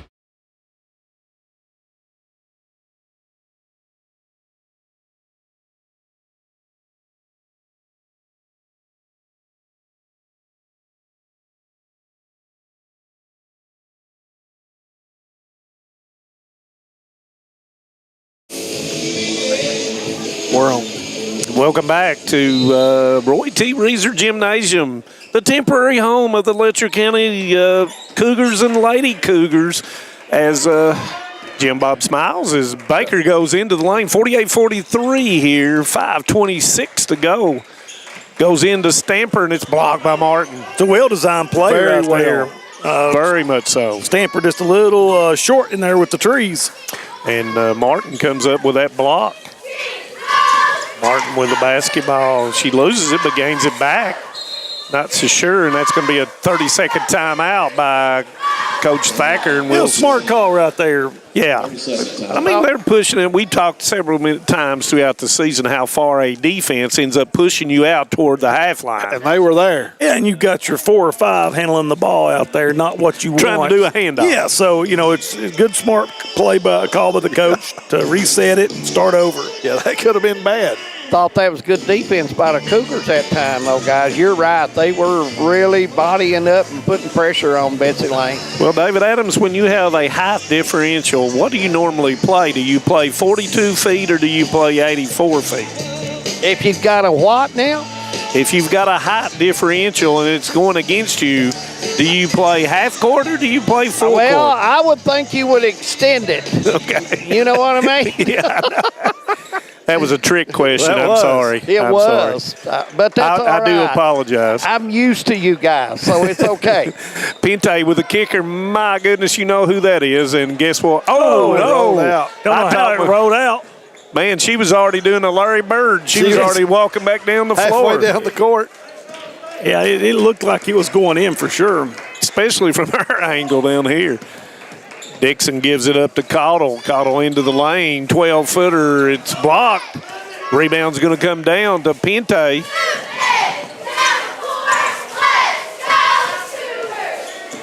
Collins off the screen of Martin. And that's going to be a pushing foul, and that's going to be on Baker. And Baker will pick up her first foul.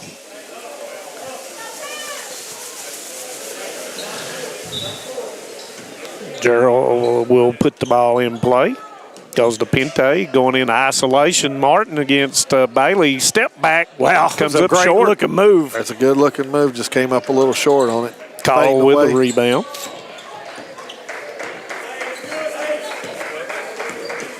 Goes to Stamper.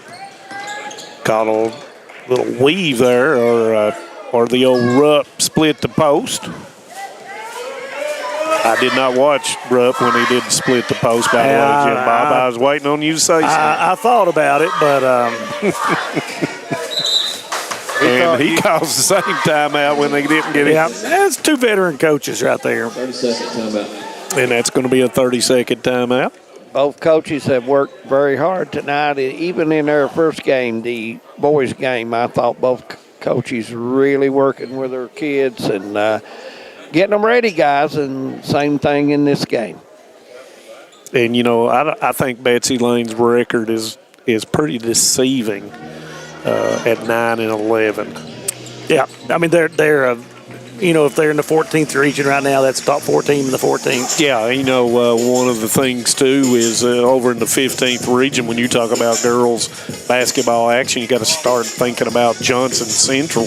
Oh, you've got Johnson Central. You got Martin County, and you know, you just got some good basketball taking place in the 15th region, in boys and in girls. They're going to have a good region as well, like over here in the 14th, guys. You all were talking about that earlier. Nice give up by Cottle and left-handed, and Johnson is fouled on the turn, and that's going to be on Martin. You know, Johnson has really mixed it up block to block tonight. More than I've seen so far this year, guys. Have y'all noticed that? Well, she's much more efficient down on the block than she is at the top of the key. I mean, she passes the ball well, but she's a real problem down on the post. Yeah. Yes. And, you know, she's got another year. She can develop that 15. She's pretty good at 15 foot. She developed that face up. But she will be a bad But as a coach, where do you want to be? Well, I want her on the block right now. Okay. But, you know, she can project in college. You know, if she can just get a little bit better at that face-up, she's going to play that tall three. Yes. Because she's got the body to handle the physicality of college basketball. Pinte misses it. Martin is fouled. And that's going to be on Allie Bailey, and that'll be her first. I don't think there's anybody in real foul trouble for the Cougars, are there? Johnson has 2. Nobody else has 2. Comes out to Kidd, and, you know, Kidd really had 2 points in this second half. Yeah, they've been paying attention to Kidd when she gets the basketball, the Cougars have. And my goodness, she shoots it from Seco. She heard you, Manus. Oh, my, deep three for her. Boy, cuts it down to 3. 30-footer, my. Oh, my. I should have said Heyman instead of Seco. But that's 15. Still, it was a long shot, wasn't it? And Kidd's going to steal it. Oh, my goodness. They got a 2 against 1, gives it up to Allen, and Baker comes through, and she's going to foul her. Probably was a good foul. Yeah, I think so. Yeah, it was. That's going to be her second, and that will send Allen to the line. Yeah, very athletic play by Kidd to stay in bounds on that deflection and steal. I don't know how she stayed in bounds, to be honest with you. And Howard's going to come in for Caudill, and Allen 2 of 3 on the night. Guys, want to say hello to Zeke Jones if he's looking in tonight. Former principal at Fleming Neon High School. Allen makes it, draws within 1 at 49-48, and we got us a ball game. Yeah, each possession now so critical. Johnson working against Martin goes up, and she come across, and that's going to be a foul on Martin, and that's going to be Martin's 4th. Yeah, they can ill afford to lose her in the post. And Johnson's going to go to the line. Oh, they say that's her 5th. Is that her 5th? Maybe I might have missed. Well, Manus, you don't do that very often. Well, evidently, and I always say unofficial. And she's going to be disqualified with 4 points. And, Yeah, the length she brings into the post defense, though, is just you can't really replace that. That's a big loss for Betsy Lane right there to lose Martin. Yes, a rebounder and a defender in the paint. That probably means Anderson now will draw the assignment on Johnson. And Johnson in the fourth quarter alone has made 2, 4, 5, 6, 5 out of 6 free throws. Nice take by Collins. And she puts it in. Wow, that was a really nice take. Yeah. That's good. Collins is a player. She's got 13 now. Ball's going to go out of bounds, and it will stay with Letcher Central. Is that score correct? I don't believe that score I don't think it is either. I think that the Cougars were hit by 4, not 1, but I'm not for sure. Nope. It was 49-48, and Johnson made 2 free throws, so it would have made up. Still by Allen.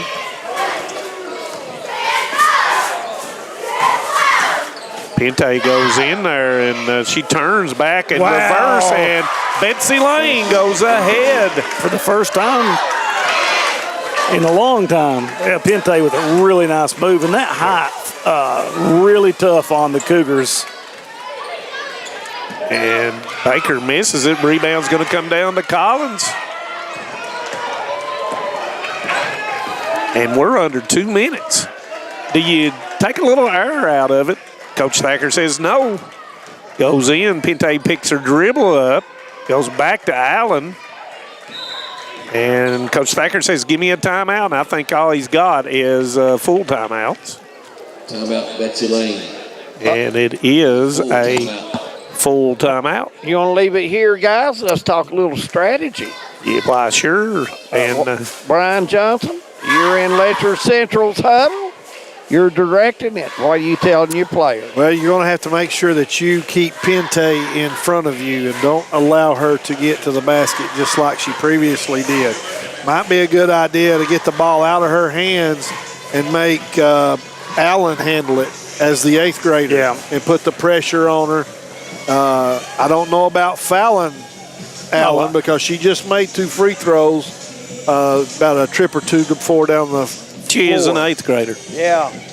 Jim McCauley. Yeah, but she's got ice water in her veins. We'll find out, won't we? Jim McCauley, your strategy, my man. Well, you know, if I'm Betsy Lane, you know, I'm not going to be in any rush at all. Try to open up that lane and drive in and either draw a foul or get a trip to the bucket right here. So the possession arrow is toward the Lady Cougars. And Coach Baker's went really small. Yeah, he's got Cottle back in, and looks like Stamper's playing the 5. And Betsy Lane still got Collins in there with the size. And Anderson, we saw she's got some offensive ability as well. And there's Stamper, and she's tied her up.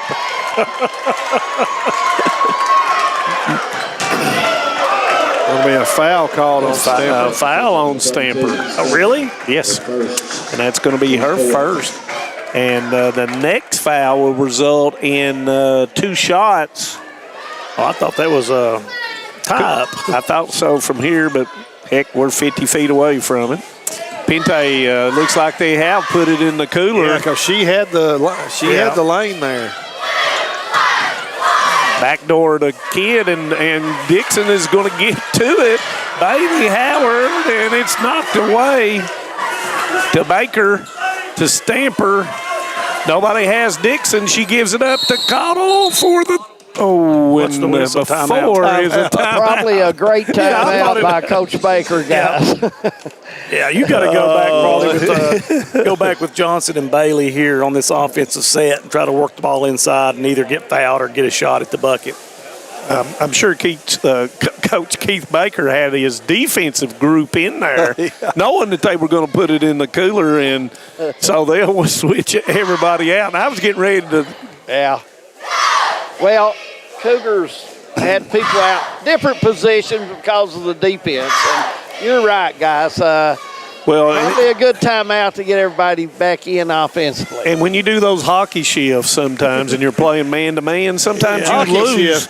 You lose. What are we doing? He's a sport genius, guys. I said it. He's a sport savant. You want to lose. remind everyone tomorrow night, Leslie County will be here to play the Cougars.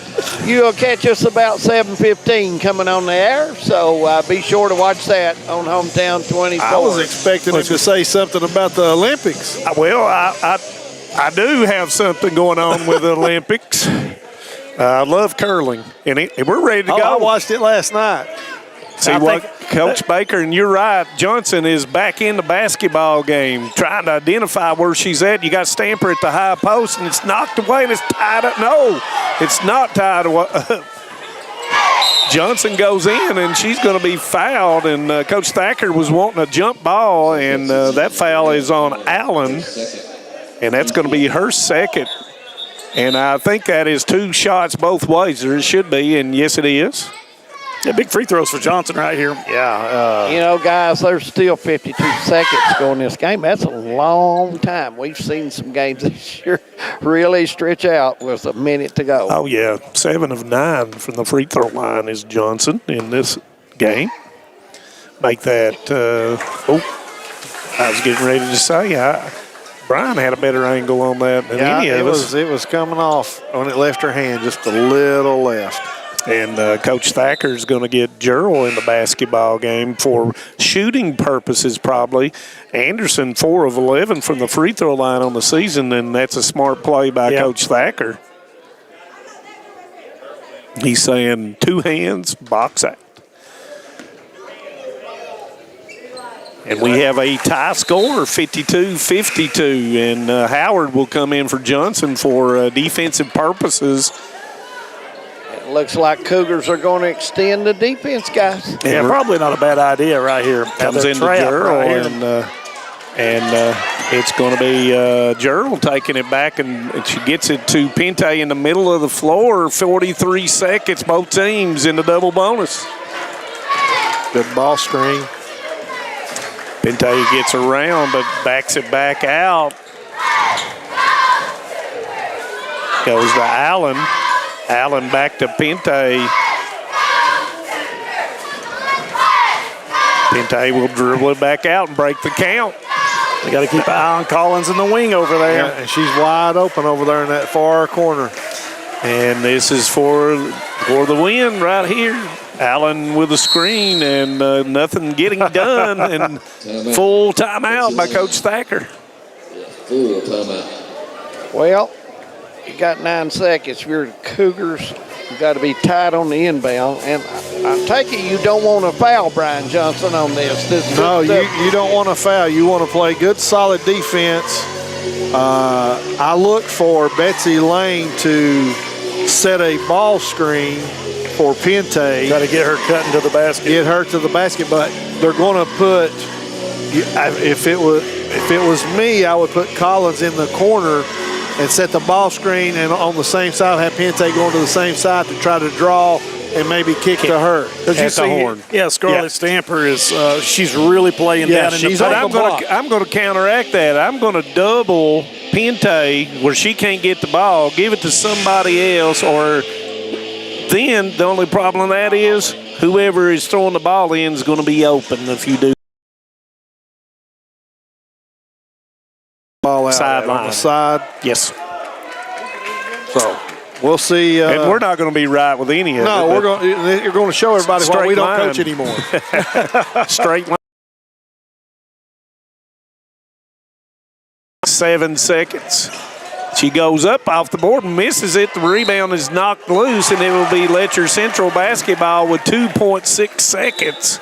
So here's the biggest thing is the inbound passer has got to be able to get the ball down the floor a little bit with 2.6 seconds. I wonder if Scarlett can throw it underhand down that if she way. can throw it underhand, she can zip it. And she would probably knock 3 or 4 people down with it. And she's got to be careful. She's got a spot. Someone's got to come get the ball, and it's going to be Dixon. Gives it up to Johnson. She puts it up. Good! It's good! Oh, my goodness! Wow! Sadie Johnson pulls her best Seth Cottle impersonation. What's her first name? Sadie is our player of the game. All right, we'll talk to her. Wow.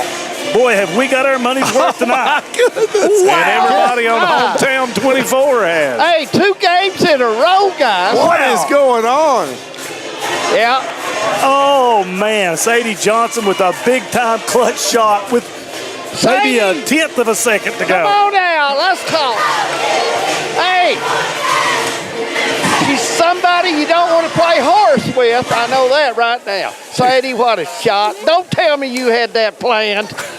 You know, I wasn't really thinking, to be honest. I just threw it up there. You know, we've had that twice tonight. We had the boys' game. Here we're having the girls. I want to congratulate you. I thought she played a lot better tonight, block to block, instead of outside. Yeah, I agree. You been working on that? Yes, sir. Yes, sir. Your team shared the ball well tonight. Everybody played good defense, and I thought Betsy Lane played a good basketball game. We put them earlier in the season, and it was a battle the whole game. We ended up coming out on top by 12, and that was before I even got released. So, you know, they're good friends of mine. I'm glad I got to play them. Yeah, they did a nice job. You all are playing well, too. So you're playing well at the right time. Tournament, hey, 2 weeks from tonight, district tournament starts. So I think you all be ready. I think we are, too. Congratulations on that shot. Thank you. All right, Sadie Johnson, our Alice Lloyd College player of the game. Jim Bob, she said she did not have that plan. Well, you know what? The way it fell just right for her because, you know, scorers are going to score, just like we saw Seth Cottle in the first game. You know, you want your player that has the confidence to take that shot, and she did. And, you know, the result is a win by the Cougars. And you got to give Coach Keith Baker and you got to give Bailey Howard kudos to get that ball up in a place where she could score the basketball. Yeah. So we've seen 2, I don't like calling them prayers, but we've seen 2 players know the time that they had to get it up, and they were successful in making it. Well, that's like Cottle in the boys' game. He knew time was running out, so he did what Seth Cottle does. And Johnson, well, same thing, guys. She knew the time was running down and something had to happen. And, Matus, we're ready for the scoring tonight. And first for Betsy Lane, and good luck to Betsy Lane in the 15th region over there. And 9 and 12 they will drop to. Kidd had 15 points. Pente had 11. Allen had 3. Gerald had 2. 13 for Collins. Anderson with 4. Martin with 4. By quarter, 11, 9, 17, and 15 for a 52 points. Letcher Central will improve to 16 and 9, winners of 7 of their last 8. Sadie Johnson with their Alice Lloyd player of the game with 18 points. Molly Cottle with 12. Bailey Howard with 4. Anna Hatton played, did not score. Stamper with 4. Baker with 7. Dixon with 2. Bailey with 7, scoring by quarter. 12, 13, 15, and 15 for a total of 55. Betsy Lane's next game will be with Belfry on Friday, and Letcher Central's next game will be at Letcher Central versus the Perry County Central Commodores on Friday. Should be a good one there, but I think the Cougars, guys, is defensively also is took a step up. Well, you know, you think back, David, to that first Knott County game and the improvement that Letcher Central has made, taking care of the basketball, defensive rotations, just a much improved team. Well, to be honest with you, that game, Knott County shot the light out, but the Cougars played the zone. I don't know if Cougars should be playing zone. That's just like Knott Central. They seem to play better at matchup zone sometimes, you know. So we just have to see what helps the team. But you did make a good point.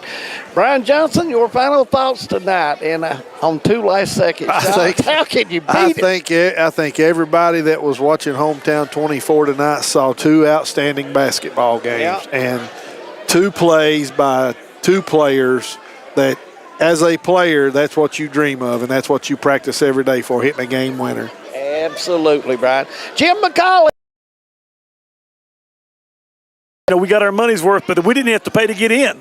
So, when you get to watch this level of basketball and bring it to our viewers at home that didn't get a chance to make it over here to Roy T. Reeser Gymnasium, it's just, we feel blessed that we get to share this with the Seth Caudles and the Sadie Johnsons because we enjoy it as much as anybody. I guarantee they will not forget it, guys. No. I want to remind everyone, tomorrow night we'll be right back here. It'll be Letcher Central and Leslie County in a big boys matchup. We'll be on there about 7:15 tomorrow night. Be sure to join us for that. I want to thank Letcher County Central for letting us come. We greatly appreciate the hospitality all the time. For Brian Johnson, Jim McCauley, Manus Blair, and all the hometown crew, we bid you good night from Fleming.